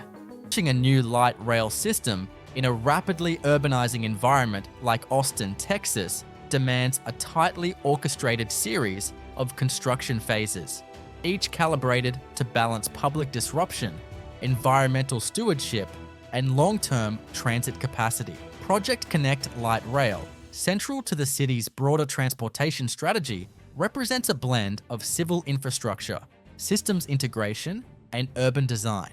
Its construction is not only about laying tracks, but also about reconfiguring the city's mobility framework from the subgrade utility level all the way up to station canopies. Initial phases of the work required a thorough utility mapping and relocation campaign, especially in downtown Austin, where decades of layered infrastructure, water mains, electric duct banks, storm drains, and fiber optic lines occupied the corridors targeted for track alignment. Crews deployed vacuum excavation techniques and ground-penetrating radar to verify as-built conditions, followed by jack and bore and open-cut trenching to shift essential services out of the right-of-way. This preliminary but crucial step enabled the mainline guideway construction to proceed without repeated conflicts or delays. As alignments were cleared, trackbed preparation commenced with excavation, soil stabilization, and sub-ballast installation. In sections where the light rail operates at grade, the track slab was constructed using reinforced concrete with embedded direct fixation fasteners, allowing for precise gauge control and long-term durability under repeated thermal and dynamic stresses. In downtown segments, where aesthetic and spatial considerations dominate, tracks were encased in special surface treatments, integral colored concrete, brick pavers, or textured asphalt, to blend seamlessly with pedestrian zones while maintaining proper clearance envelopes and safety delineations. Where the alignment transitions onto elevated guideways or bridges, segmental box girder construction was utilized. Precast segments were manufactured off-site in controlled environments, then transported to staging areas and erected using launching gantries or crawler cranes, depending on site access constraints. These structures had to be designed for both dynamic train loading and lateral wind forces, while also accommodating future utilities and maintenance walkways. Each segment connection used post-tensioning tendons and epoxy joints to ensure monolithic performance and structural integrity. Stations themselves were constructed with a modular approach: precast platforms, canopy structures, and mechanical cores delivered to site and installed with minimal wet trades. ADA compliance, passenger safety, and urban connectivity guided the architectural layout, with integrated drainage systems, tactile strips, wayfinding systems, and lighting installed as part of the core station package. At intermodal hubs, construction was further complicated by the need to synchronize with bus bays, parking structures, and bike ped infrastructure. Power and signaling installation occurred in parallel with guideway and station build-out. Overhead catenary systems were supported by steel poles anchored into micro-pile or spread footing foundations, with tensioning devices calibrated for thermal expansion ranges.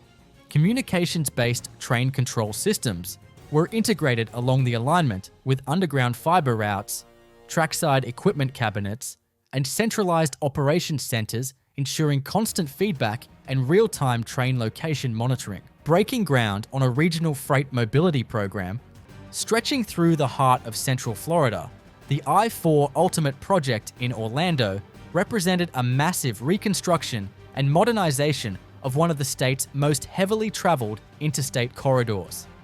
The scale of this infrastructure initiative, spanning 21 miles, required an extraordinary application of highway engineering, traffic management, and structural design, all executed under live traffic conditions. The goal was not merely to widen the interstate, but to reconfigure it entirely to improve traffic flow, safety, and long-term capacity, incorporating express toll lanes, new interchanges, and updated overpasses. The initial phase of work focused on utility relocation and right-of-way clearing, including the removal of outdated bridges, underpasses, and surface roads. Utility coordination was especially complex given the corridor's urban setting.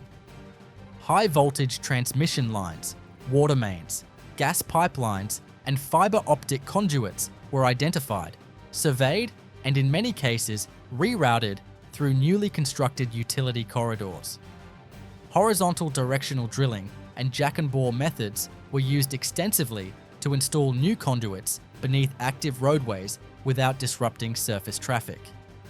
One of the hallmark features of the project was the addition of 4 managed express lanes in the center of the existing interstate. To construct these, engineers had to widen the footprint of the corridor and build new median support structures while maintaining the existing traffic lanes. This required extensive temporary shoring, phased traffic shifts, and the use of movable barrier systems. The new lanes were constructed with concrete pavement sections over a stabilized subbase and geotextile reinforced subgrade to support long-term heavy vehicle use. Bridges were a major component of the reconstruction effort, with over 100 new or rebuilt bridges included in the project scope. These ranged from short-span box girder structures to complex multi-level flyover ramps. Precast concrete beams were fabricated off-site and delivered during off-peak hours to minimize traffic disruption. Each bridge's foundation system was engineered to match local soil conditions, typically involving driven steel H-piles or drilled shafts. Bearing pads, expansion joints, and shear connectors were meticulously installed to ensure long-term durability and thermal movement capacity. The project's interchanges were completely redesigned to eliminate weaving and improve vehicular throughput. One of the most complex interchanges was the one at State Road 408, which required stacking multiple levels of traffic lanes, supported by tall piers and connected through sweeping curved ramps. Special seismic joints and post-tensioning systems were used in some of these long-span ramps to meet structural integrity standards and allow for maintenance access. Intelligent transportation systems were integrated throughout the corridor, including overhead gantries with dynamic message signs, cameras, and electronic toll collection systems. The express lanes were outfitted with barrier separation and entry-exit gates, spaced strategically to manage congestion. All ITS components were wired into a centralized traffic operations center, allowing for real-time monitoring and incident response. In 2026, right in the heart of San Francisco's Soma district, the 5M project stands as one of the city's most active megaprojects under construction. This mixed-use development is bringing new energy and density to the blocks surrounding Mission, 5th, and Howard Streets. Long a patchwork of surface lots and low-rise structures, designed to create a live work-play ecosystem in the center of downtown. The 5M project is pushing forward this year with the final phases of its build-out, aiming for full completion by 2027. The core of the project is a multi-building, multi-acre redevelopment that includes housing, office space, community facilities, and public plazas. As of 2026, the residential component is nearing its final stages, with interiors being completed, amenity spaces outfitted, and streetscape work wrapping up. One of the tallest residential towers in the project, now visibly finished on the exterior, is expected to open its doors by early 2027, offering a mix of market-rate and affordable units, over 300 in total. The office and commercial buildings that anchor the project are also active hubs of construction. Fit-outs are progressing in multiple towers, preparing space for tech, nonprofit, and creative sector tenants. In 2026, these buildings are expected to start welcoming their first occupants by the end of the year, with full occupancy likely achieved in 2027. It's part of a broader shift in the area, as Soma continues to re-establish itself not just as a tech district, but as a vibrant, mixed-use downtown core. What sets 5M apart in the landscape of San Francisco's 2026 megaprojects is its emphasis on integration with the community. More than just a real estate development, The project was designed to create active public space and cultural infrastructure. At the center of the site, the 5M Park, currently under construction, is being landscaped with flexible gathering areas, art installations, and play zones for families. This green space is scheduled to open alongside the residential buildings in mid-2027 and is expected to become a crucial urban amenity for residents, workers, and visitors alike. This year, the construction crews are focused not only on completing vertical structures, but also on activating the ground plane. Sidewalks are being widened, bike infrastructure is going in, and retail storefronts are being prepped for future cafes, shops, and local businesses. The aim in 2026 is to finish creating a neighborhood that doesn't shut down after office hours, a place where people live, work, eat, and gather 7 days a week. One of the most significant elements under construction now is the dedicated nonprofit office hub and arts space, which will house multiple local organizations and creative initiatives. This facility is central to the 5M vision, supporting equity, inclusion, and community-based growth in a rapidly evolving part of the city. Completion is on track for late 2026, with programming expected to launch shortly after. From a development standpoint, the 5M project is compact compared to some of the sprawling waterfront megaprojects elsewhere in San Francisco. But in 2026, it punches far above its weight in terms of impact. Located just blocks from Powell Street BART and Muni lines, its density and transit connectivity make it a model of sustainable urban development, and its blend of housing, employment, and civic use is already influencing how other central city projects are being designed. Far south of Dallas, in Ellis County, near the city of Midlothian, the Google Data Center campus stands as one of the most infrastructure-intensive megaprojects under construction in the North Texas region in 2026. Unlike high-visibility urban developments, this project is defined by scale, power demand, and systems complexity, with construction activity focused on creating long-term digital infrastructure rather than public-facing architecture. The Midlothian Data Center is part of Google's broader expansion of hyperscale computing capacity in Texas, selected for its access to land, transmission infrastructure, and regional redundancy. The site is planned as a multi-building campus rather than a single structure, allowing phased expansion over several years. This phased approach makes 2026 a key construction year, as initial facilities transition from shell construction to systems-heavy build-out. By 2026, site-wide civil and utility infrastructure is largely established, enabling vertical construction and interior fit-out to dominate activity.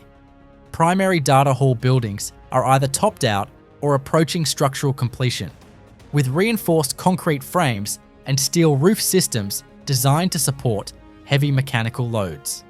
These structures prioritize clear spans, high floor loading capacity, and modular expansion potential. Mechanical and electrical construction is the defining feature of 2026 work. Crews are installing large-scale power distribution systems, including substations, switchgear yards, and redundant electrical pathways. Multiple layers of redundancy are built into the campus, requiring parallel systems for primary and backup power. This includes integration with regional transmission lines and on-site backup generation infrastructure. Cooling infrastructure is another major focus during 2026. Data center cooling plants, including cooling towers, chillers, and water treatment systems, are under active construction. These systems are designed to handle continuous high-density server loads while optimizing water and energy efficiency. Piping networks connecting cooling plants to individual data halls are installed underground and within service corridors throughout the campus. Interior build-out of data halls accelerates in 2026. Raised floor systems or slab-integrated airflow designs are installed, depending on building configuration. Server rack infrastructure, cable trays, and fire suppression systems are constructed in tightly sequenced phases. Fire protection systems typically use specialized suppression methods designed for sensitive electronic environments, requiring extensive testing and commissioning. Support buildings and ancillary facilities are also under construction in 2026. These include network operations centers, security facilities, maintenance buildings, and office space for on-site technical staff. These structures are less visually dominant, but critical for day-to-day operation and monitoring of the data center campus. Security and perimeter infrastructure advances significantly during 2026. The site includes layered physical security systems such as perimeter fencing, controlled access points, surveillance infrastructure, and secure internal zoning. Much of this construction is integrated into site grading and landscaping to maintain operational separation without excessive visual impact.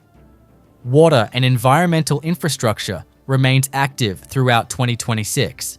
New water supply connections, storage tanks, and wastewater systems are completed or expanded to support cooling operations.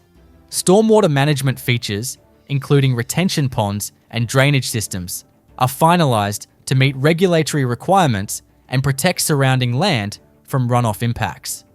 From a timeline perspective, 2026 represents a transition from heavy shell construction to commissioning-focused activity. While new buildings may still be under construction, several completed structures enter systems testing phases. Electrical load testing, cooling system commissioning, and network validation are conducted incrementally as each facility segment reaches readiness. Construction activity is expected to continue beyond 2026, with additional data halls and support facilities added in subsequent phases. Full campus build-out is typically planned over multiple years, allowing capacity to scale with demand. Initial operational capability is often achieved before total completion, with sections of the campus coming online independently. In the vast emptiness of northwestern Saudi Arabia, where desert and mountains stretch endlessly under the sun, a line of glass and steel is being drawn across the landscape. A city unlike any that has ever been built before. It's called The Line, and it forms the central vision of NEOM, a futuristic megaproject meant to redefine what urban living can be in the 21st century. The idea sounds almost impossible at first, a city that isn't sprawling outward, but extending straight for hundreds of kilometers, only 200 meters wide, yet home to millions of people. But that's exactly the scale of ambition Saudi Arabia is pursuing, nothing less than the reinvention of civilization itself. The concept behind The Line begins with simplicity. Instead of spreading a city outward in all directions, it compresses everything into a single linear corridor that runs through desert valleys and over coastal plains. The two mirrored walls of the city rise more than 400 meters, enclosing a narrow interior where people will live, work, and travel vertically rather than horizontally. The structure is designed to function as a continuous vertical metropolis, where everything, from housing and offices to schools, parks, and public transit, is stacked efficiently inside a climate-controlled environment. At its core, the line is meant to operate without cars, roads, or traditional streets. Instead, it relies on a high-speed underground transport system that can move people from end to end in minutes. The idea is that every daily need, groceries, healthcare, education, recreation, should be within a 5-minute walk. By eliminating cars and long commutes, the designers aim to create a city where time is reclaimed for people, where nature and urban life coexist without one overwhelming the other. Sustainability sits at the center of the entire plan. The line is being built to run entirely on renewable energy, primarily from solar and wind power, and its compact footprint minimizes land use and environmental impact. The vertical design allows the surrounding desert and mountains to remain untouched, preserving natural ecosystems, while housing millions of people in a fraction of the space that a normal city would require. The structure's mirrored facade isn't just aesthetic. It reflects sunlight to reduce heat absorption and helps control the city's internal temperature. Engineering something of this magnitude pushes the boundaries of what's physically possible. The foundation requires precision construction over uneven terrain, and the structural demands of building two continuous walls hundreds of meters high across such distances are immense. The integration of transportation systems, data networks, energy grids, and vertical living spaces has to function seamlessly for the vision to work. Every part of the city will be monitored and managed through AI-driven systems, adjusting lighting, temperature, and logistics dynamically to optimize efficiency and comfort. The line also represents a broader idea about the future of Saudi Arabia. It's not just a mega project, it's a statement of national transformation. It reflects the country's drive to diversify beyond oil, to attract technology, investment, and global talent, and to present itself as a center of innovation. For the government, the line is both an economic experiment and a symbol of ambition, projecting the image of a nation willing to take risk to shape the next century. Whether it succeeds or not, the line is already changing the conversation about what cities can be. It's forcing engineers, architects, and planners around the world to imagine new forms of living, new ways of organizing society, and new relationships between humans and the environment. In the middle of the desert, a city that runs in a straight line may seem improbable, but that's precisely the point. It's a bet on imagination and on the belief that the future doesn't have to look anything like the past. On Chicago's South Branch of the Chicago River, a new sports and urban development mega project is being proposed that would add a purpose-built soccer stadium to the city's expanding list of large-scale construction efforts. The new Chicago Fire Stadium, planned as part of the broader The 78 development, represents a significant shift in how professional soccer infrastructure is integrated into Chicago's urban core. The project centers on the construction of a soccer-specific stadium for Chicago Fire FC, designed to replace the club's current use of Soldier Field. The proposed stadium would seat approximately 22,000 to 25,000 spectators, aligning with modern Major League Soccer standards that prioritize compact design, fan proximity to the field, and operational efficiency. The stadium is planned to be fully enclosed on all sides, with a roof structure intended to improve acoustics and weather protection while maintaining open sight lines to the surrounding cityscape. The site is located on a long vacant 62-acre parcel south of Roosevelt Road, historically used as rail yards and industrial land. This area has been undergoing years of environmental remediation and infrastructure planning. The stadium would occupy a portion of the land designated for entertainment and civic uses within the 78 Master Plan, a larger mixed-use mega project that includes residential towers, office buildings, research facilities, and riverfront public space. Construction for the stadium has not yet begun, but the proposal outlines a privately financed project, primarily funded by the team's ownership group. Estimated costs range in the hundreds of millions of dollars, reflecting not only the stadium itself, but also associated infrastructure such as utility connections, riverwalk improvements, and transit access enhancements. The intent is to minimize direct public subsidy while leveraging existing city investments already committed to the 78's foundational infrastructure. From a construction standpoint, the stadium would involve deep foundation work due to the site's industrial past and proximity to the river. Soil stabilization, pile driving, and flood mitigation measures would be required before vertical construction could begin. The building structure is expected to combine reinforced concrete lower levels with a steel superstructure supporting seating tiers and roof elements.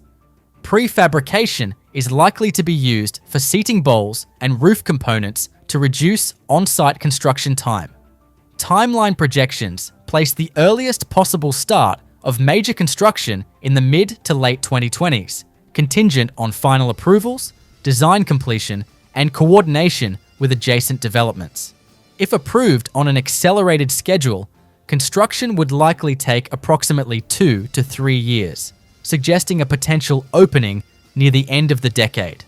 This would align the stadium's debut with later phases of the 78's build-out, rather than its initial residential and office towers. The stadium's integration into Chicago's transportation network is a key planning component. The site is within walking distance of existing CTA rail lines and metro services, and future transit enhancements tied to the 78 could further improve access. Pedestrian bridges, expanded sidewalks, and Riverwalk connections are anticipated as part of the surrounding public realm improvements, allowing the stadium to function as a year-round anchor rather than a single-use venue. From an urban planning perspective, the project marks a departure from the city's previous approach to large sports facilities. Instead of placing the stadium on the urban periphery or adapting an existing multi-purpose venue, this mega project embeds a professional sports facility directly into a dense, mixed-use district. This allows stadium operations to support nearby businesses, housing, and public spaces, extending economic activity beyond match days. The proposed stadium also addresses long-standing operational challenges for Chicago Fire FC. Soldier Field's size, configuration, and scheduling constraints have limited matchday atmosphere and revenue potential. A dedicated stadium would provide full control over scheduling, sponsorship integration, and fan experience, while also reducing operational costs associated with renting a large NFL venue. North of Dallas, in one of the fastest growing urban corridors in Texas, the Fields Entertainment District in Frisco is emerging as a large-scale, mixed-use mega project that is actively under construction in 2026. The development is positioned within the broader Fields master-planned community, a multi-thousand-acre site designed to accommodate long-term population growth, corporate expansion, and regional tourism demand. The Fields Entertainment District is planned as a dense concentration of sports, hospitality, retail, dining, and public space, anchored by major destination users rather than traditional suburban commercial formats. Unlike single-purpose developments, the district is structured to operate continuously, supporting large events, daily foot traffic, and future transit-oriented growth. Its scale and phasing place it among the most consequential Dallas area mega projects progressing through construction in 2026. By 2026, horizontal infrastructure work is largely complete, allowing vertical construction to dominate activity across the district. Roadways, utility corridors, stormwater systems, and site grading were established in earlier phases, enabling simultaneous construction of multiple buildings. In 2026, cranes, concrete crews, and steel framing operations are active across entertainment venues, hotels, parking structures, and retail blocks. One of the primary construction focuses in 2026 is vertical development of large format entertainment and event buildings.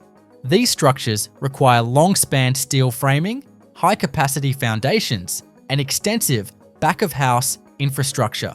Construction includes structural steel erection, roof decking, and exterior enclosure systems designed to accommodate high occupant loads and advanced audiovisual systems. These buildings are engineered to support concerts, live events, and large public gatherings. Hospitality construction accelerates during 2026. Multiple hotel components within the district are rising simultaneously, with reinforced concrete and steel structures progressing floor by floor. Interior build-outs begin on lower levels as upper floors continue structural work. Mechanical and plumbing systems are sized for high turnover and large conference, or event-driven occupancy patterns, reflecting the district's destination-oriented role. Retail and dining blocks are also under active construction in 2026. These buildings are designed with flexible floor plates to allow tenant customization while maintaining consistent architectural standards across the district. Construction includes storefront framing, exterior finishes, service corridors, and shared utility infrastructure. Emphasis is placed on pedestrian connectivity with covered walkways, plazas, and integrated outdoor seating areas built alongside vertical elements. Parking infrastructure represents a significant portion of 2026 construction activity. Multi-level parking garages are being built to serve entertainment venues, hotels, and retail uses. These structures require rapid cycle concrete construction and are designed with future adaptability in mind, allowing potential conversion or integration with autonomous or shared mobility systems later in the project's life cycle. Public realm construction expands significantly in 2026. Central gathering spaces, landscape plazas, and pedestrian spines are being formed as adjacent buildings reach enclosure stages. Hardscape installation, lighting systems, wayfinding infrastructure, and drainage features are constructed concurrently to ensure these spaces are operational as individual components of the district open. These areas are engineered to manage large crowd movements during peak events. Utility and systems integration is a major technical focus in 2026. Electrical substations, district-wide communications networks, and centralized security systems are being installed to support high-demand uses. Fiber networks are integrated throughout the district to support digital signage, ticketing systems, and event broadcasting. These systems are coordinated across multiple buildings to function as a unified operational environment. Well before the first match of the 2026 FIFA World Cup is played in North Texas, downtown Dallas is undergoing a coordinated series of infrastructure and venue upgrades that collectively form one of the region's most complex mega project efforts active during 2026. Rather than a single construction site, the World Cup preparations consist of multiple overlapping projects focused on transportation, public space, security, mobility, and event operations, many of which reach peak construction or final delivery during 2026. Most people think of Seattle and picture coffee, tech companies, and rainy skylines. But underneath all of that, there's been this slow-burning struggle to build a transit system worthy of the region's size, growth, and ambition. That's where Sound Transit 3 comes in. It's not just another local project, it's one of the largest transit expansions in the country. And it's meant to completely transform how people move across the entire Puget Sound region, not just today, but for generations to come. What makes Sound Transit 3 so different is the sheer scale of it. We're talking about over 60 new miles of light rail, pushing far beyond the current network, and reaching deep into communities that have long been isolated by traffic or dependent on slow buses and crowded highways. From Everett in the north to Tacoma in the south, and all the way out to places like Redmond and Issaquah, this is about stitching together an entire metro area with a spine of reliable, fast rail service that doesn't get stuck in traffic and doesn't rely on the constant expansion of roads. But it's not just about light rail. This package includes new bus, rapid transit lines, expanded commuter rail, more park and ride facilities, and even better, bicycle and pedestrian connections that feed into the bigger system. It's a kind of all-of-the-above strategy that recognizes how sprawling and geographically complicated this region really is, with mountains, lakes, and waterways that make every mile of infrastructure harder to build and more expensive to maintain. And that's part of what makes this project so fascinating, because it's not easy, and the engineers and planners behind it are constantly balancing cost, complexity, and community needs in ways that few other cities have to deal with. Some of the most challenging parts are the tunnels. Building rail through central Seattle means going underground, and that means tunnel boring machines, deep excavation, and seismic design that can withstand the reality of living in an earthquake zone. Then there are the floating bridges. Yes, actual floating rail lines over water, which bring a whole new set of engineering puzzles, like how to keep railcars stable on a structure that literally moves with waves and weather. Every piece of this system has to be custom fit to the landscape, and that's why timelines stretch into the 2030s and beyond. What really drives Sound Transit 3, though, isn't just congestion relief. It's about shaping the future of how the region grows. With light rail stations comes development, density, and the chance to build neighborhoods around transit instead of highways. It's a blueprint for how to grow without choking on gridlock. And while it comes with a hefty price tag, voters backed it because the alternative was worse. A future where commutes get longer, emissions keep rising, and the economy starts to buckle under its own weight. Beneath Chicago's streets, rivers, and neighborhoods lies one of the largest underground civil engineering systems ever built. A mega project whose scale rivals any visible skyscraper or transit expansion in the city. The Tunnel and Reservoir Plan, commonly known as TARP or the Chicago Deep Tunnel, is a decades-long infrastructure program designed to control flooding, reduce sewer overflows, and protect regional waterways. The origins of TARP trace back to the mid-20th century when rapid urban growth combined stormwater and sewage into a single system that frequently overwhelmed treatment plants. Heavy rainfall routinely forced untreated wastewater into the Chicago River system and Lake Michigan. Planning for a permanent solution began in the 1960s, with construction formally launching in 1975 under the oversight of the Metropolitan Water Reclamation District of Greater Chicago. The core of the project consists of more than 100 miles of deep rock tunnels excavated between 150 and 300 feet below ground. These tunnels range from 9 to over 30 feet in diameter and were bored through solid dolomite bedrock using tunnel boring machines customized for long-duration, high-pressure excavation. Construction occurred in phases over several decades, with tunneling largely completed by the early 2000s. The tunnels function as massive underground storage conduits. During storms, combined sewage is diverted from surface sewers into the deep tunnel network, preventing street flooding and uncontrolled discharges into waterways. Once storms pass, the stored water is gradually pumped to treatment plants for processing.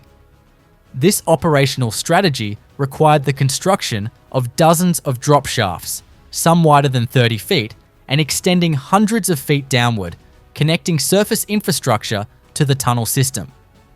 A second major component of TARP is its reservoir system, which represents the most visible and recent phase of construction.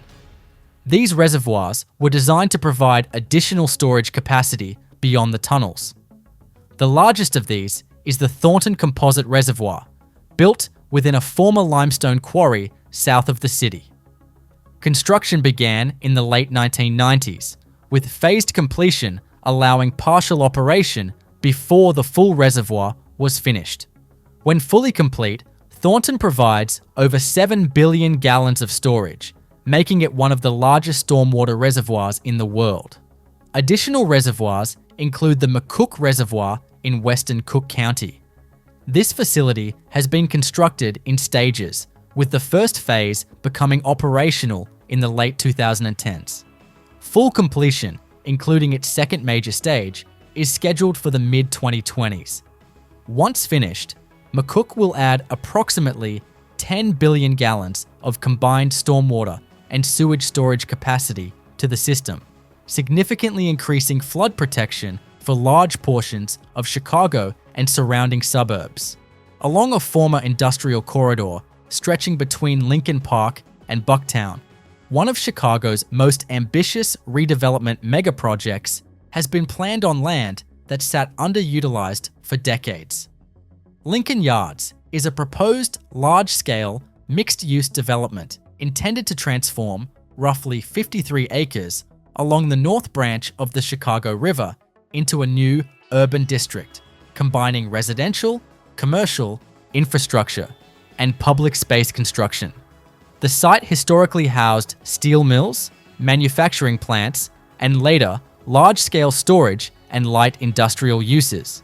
Much of the land required extensive environmental remediation due to contamination from its industrial past.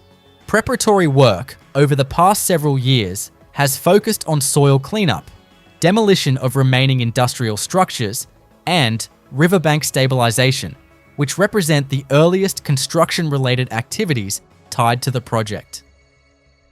Where the Port of Los Angeles meets the open Pacific, a vast transformation is underway. Once a place defined by rusted cranes and abandoned warehouses, San Pedro's historic waterfront is being reimagined as a massive public destination. This is West Harbor, a $500 million redevelopment project that's reshaping 42 acres of prime harborfront land into one of the largest and most ambitious waterfront revitalizations in California history. For decades, the San Pedro waterfront was a place of industry. Cargo ships, rail lines, and container yards dominated the landscape, cutting the community off from its own shoreline. The ocean was always there, visible but unreachable. The idea behind West Harbor was radical in its simplicity. Take land that had long been the realm of cranes and commerce and return it to the people. Replace the shipping yards with open promenades. Tear down the fences, open the gates. But turning a gritty, industrial port into a modern, urban waterfront park isn't just a matter of cosmetics. It's an enormous engineering challenge. Beneath the surface, the ground itself needed rebuilding. Years of marine traffic, heavy equipment, and salt exposure had weakened bulkheads and corroded old pilings. Before a single restaurant could open, crews had to stabilize the soil, drive hundreds of deep foundation supports, and upgrade the harbor's edge to withstand both tidal surges and seismic shocks. At the heart of the project is a massive promenade that wraps along the water, designed not just for pedestrians, but for resilience. The concrete pathways are elevated to anticipate sea level rise, with drainage systems engineered to handle storm surges from both land and ocean. New docks are being constructed to support visiting ships and harbor cruises, each one designed with floating gangways that rise and fall with the tides, maintaining access even in extreme conditions. West Harbor isn't just infrastructure, it's experience. The development includes over 150,000 square feet of space for retail, dining, and entertainment, with anchor tenants ranging from artisan markets to major restaurants. A 6,200-seat outdoor amphitheater is being built directly on the waterfront, engineered to deliver concert-quality acoustics in a coastal environment, where sound bounces unpredictably off water and wind. Engineers had to design the stage foundation to accommodate both musical events and the occasional pounding from Pacific storms, using vibration damping, materials, and reinforced steel substructures. All of this, performance spaces, restaurants, shops, sits on land reclaimed from decades of industrial use. That meant a full environmental remediation process, involving soil testing, removal of contaminated fill, and installation of modern stormwater systems to prevent runoff from polluting the bay. A particularly complex element was integrating the new West Harbor seamlessly with the surrounding transportation network. This meant widening roads, building new intersections, and coordinating with nearby freight operations, all while preserving the historic landmarks that give San Pedro its identity. The historic battleship Iowa, docked nearby, had to be factored into every phase of design, ensuring visitor access remained open during construction. The engineering teams also had to work in parallel with the Port of LA's ongoing operations, scheduling pile driving and crane activity to avoid disrupting maritime logistics. Even as the heavy machinery rolls and concrete is poured, the bigger vision is already taking shape. This isn't just about leisure. It's about reconnecting a city with its coastline. For generations, San Pedro's waterfront was a wall of industry. West Harbor turns it into a front porch. If you've ever traveled through Britain by train, you know the experience can be both scenic and slow, with Victorian-era infrastructure still carrying millions of passengers every day. That's exactly what the HS2 project set out to change, a high-speed rail line designed to reshape how the country moves, connecting London with the Midlands and the North at speeds the UK has never seen before. It was imagined as the backbone of a new, modern transport network, one that could rival continental Europe's fast and efficient trains while easing the pressure on the country's crowded existing lines. High Speed 2, or HS2, is being built in stages. The first phase stretches from London to Birmingham, cutting travel times almost in half. The second was originally meant to continue north toward Manchester and Leeds, linking major cities with sleek new trains running at over 320 kilometers per hour. The ambition wasn't just about shaving minutes off journeys, it was about balancing Britain's economic geography, pulling growth and investment away from the capital and spreading it toward regions that had long been left behind. In theory, faster travel meant stronger regional economies, easier business connections, and new job opportunities across the country. But building HS2 has been anything but straightforward. It's one of the largest infrastructure projects in Europe, involving hundreds of kilometers of tunnels, viaducts, and embankments carved through some of England's most densely populated areas. The sheer complexity of the route required boring machines to tunnel under London suburbs, elevating tracks across countryside landscapes, and even designing specially built wildlife bridges to protect local ecosystems. Every section of the project is a microcosm of engineering challenges: soft clay, urban congestion, ancient infrastructure, and a constant balancing act between speed, safety, and sustainability. The construction workforce alone numbers in the tens of thousands, operating across dozens of sites at once. Giant tunnel boring machines, each named and tracked like ships, have been chewing their way through chalk and clay beneath the Chiltern Hills, creating vast underground passageways for the new line. Elsewhere, massive viaducts rise over river valleys, and new depots and stations take shape in cities that have been waiting decades for this kind of modernization.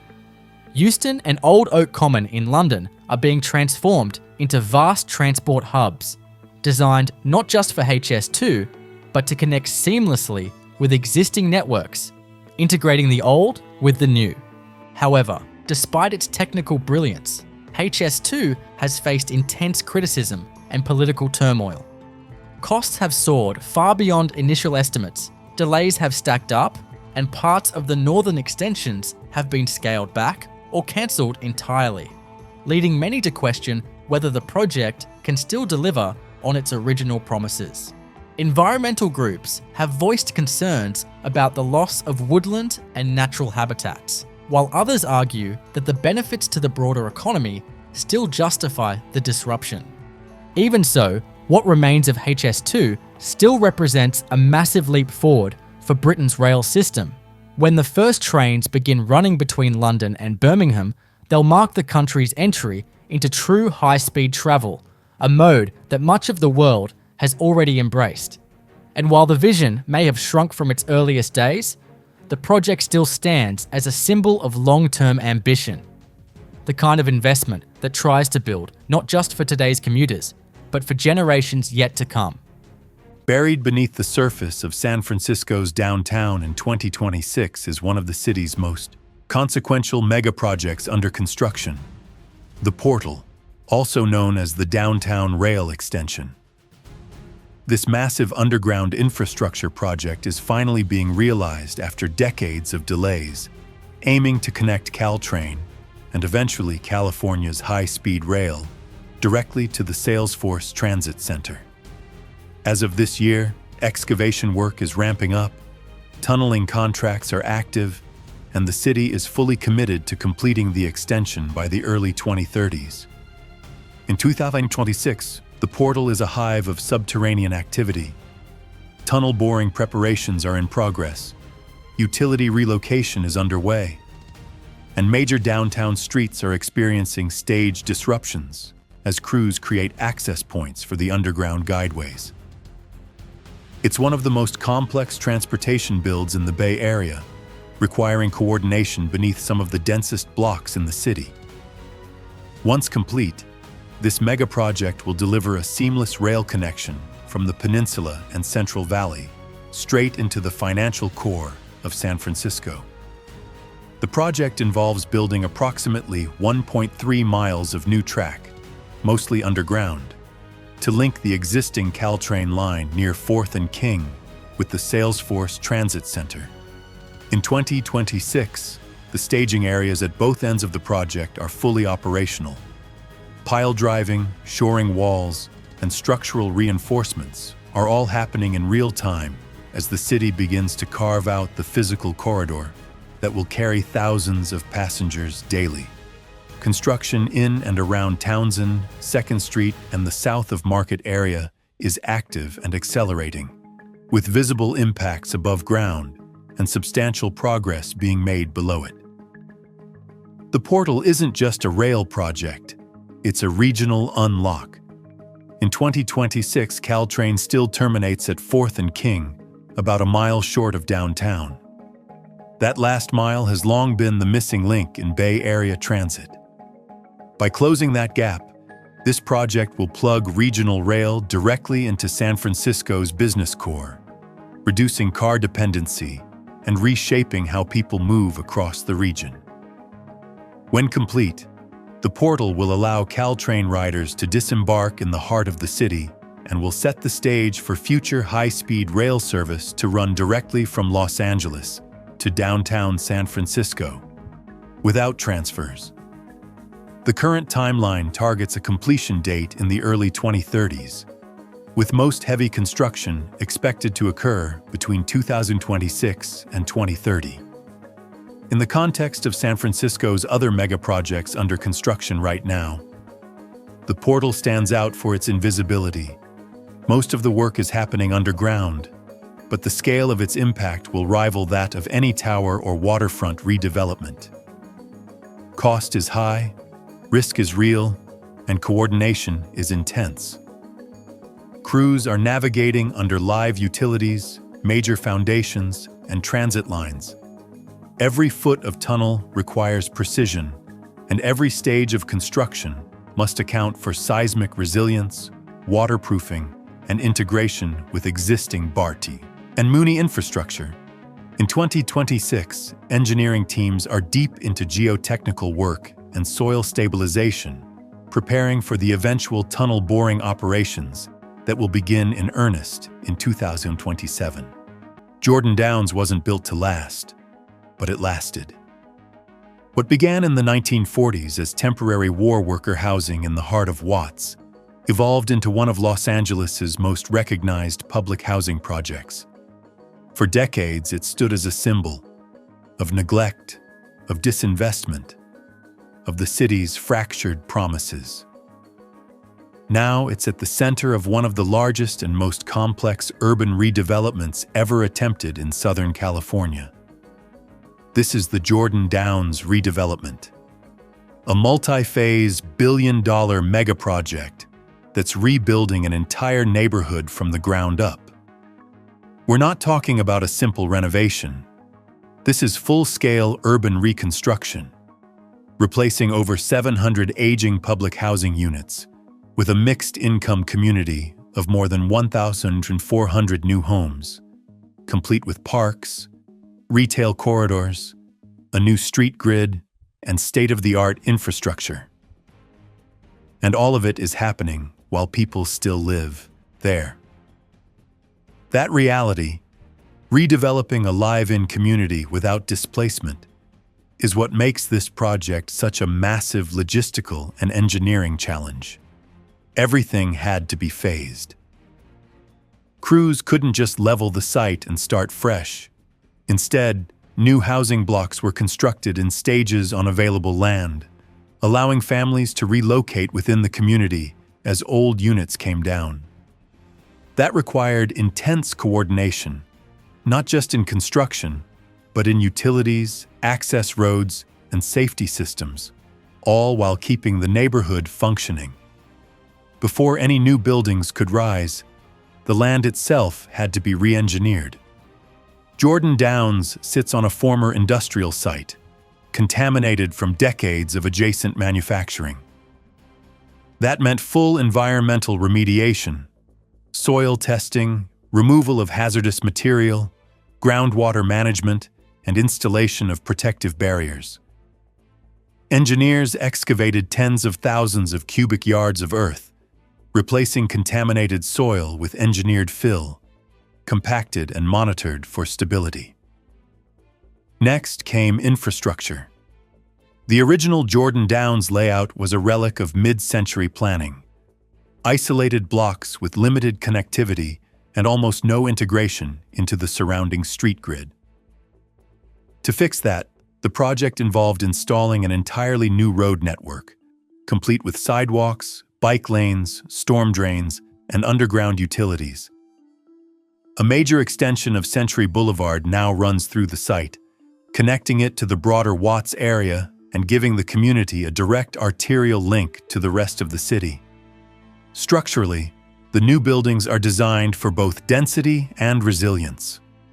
Wood frame over concrete podiums dominate the design, balancing cost efficiency with seismic durability. Each structure is engineered with fire suppression systems, earthquake-resistant framing, and energy-efficient insulation to meet California's Title 24 building codes. Sustainability was also baked in. Solar panels, drought-tolerant landscaping, and stormwater capture systems are integrated across the site. And unlike the original layout, the new Jordan Downs is being built with mixed-use development at its core. A central retail village is part of the plan, complete with grocery stores, cafes, and community-serving businesses. That required additional engineering for load-bearing slabs, commercial-grade ventilation, and enhanced utility access to support food service and retail operations. The project also includes new parkland, recreational facilities, and space for schools and job training centers, all of which had to be laid out on what was once a closed, fenced-off grid. Anchored along the banks of the St. Johns River in downtown Jacksonville, the development of Riverfront Plaza required a deliberate fusion of civil engineering, landscape architecture, and waterfront resiliency planning. The site, once occupied by the old Jacksonville Landing Marketplace, was reimagined as a dynamic public space integrating structural components with flood mitigation strategies, all while maintaining connectivity to adjacent urban infrastructure. From a construction and engineering standpoint, this project represented a complex interplay between environmental restoration, soil stabilization, urban utility integration, and open space programming. The first stage of construction focused on complete site clearing and demolition of the former structures. This phase involved selective dismantling techniques to minimize dust and vibrations, as the site is located near active traffic corridors, office buildings, and riverwalk segments. Demolition debris was sorted and recycled as part of a broader sustainability mandate, and existing below-grade utilities were mapped, capped, or rerouted to prepare the site for redevelopment. With demolition complete, the site was surveyed in high resolution to inform the grading and drainage plans. Given its proximity to the river and its susceptibility to tidal fluctuations and storm surges, the grading plan called for subtle terracing and the integration of bioswales to manage stormwater naturally. Fill material was imported and compacted in lifts, each tested for density and moisture content to prevent future settlement. Geotextile membranes were installed between fill layers to enhance soil stability and prevent erosion along the river's edge. One of the central challenges of the Riverfront Plaza redevelopment was the construction of structural retaining elements and hardscape features capable of withstanding both pedestrian use and hydrodynamic forces. Reinforced concrete retaining walls were formed along the Riverwalk edge, designed with weep holes and subdrain systems to relieve hydrostatic pressure. These walls were anchored into the subgrade with helical piles in areas with softer soils, ensuring long-term stability against the variable forces of tidal surge and river currents. The plaza itself was constructed using a combination of cast-in-place and precast concrete paving systems, arranged in geometric patterns and supported by a subbase of compacted aggregate and fine leveling sand. Embedded conduits and utility chases were integrated beneath the hardscape to support lighting, irrigation, and security systems. Special attention was given to expansion joints and surface drainage in the plaza design, with trench drains and permeable surfaces used to quickly shed water and avoid pooling during heavy rains. To support programming flexibility, the site included several utility stub-outs and foundational footings for potential future vertical structures such as pavilions or public art installations. Electrical cabinets and water connections were recessed and weatherproofed, and fiber optic conduits were installed for surveillance and wireless communication infrastructure. Landscape elements, including native trees, shrubs, and grasses, were selected for salt tolerance and deep root structures to minimize wind throw during storms. Tree pits were designed with structural soils and root barriers to protect adjacent pavement. Lighting was provided through architectural-grade LED fixtures mounted on concrete bases or embedded in pathways for both aesthetic and functional illumination.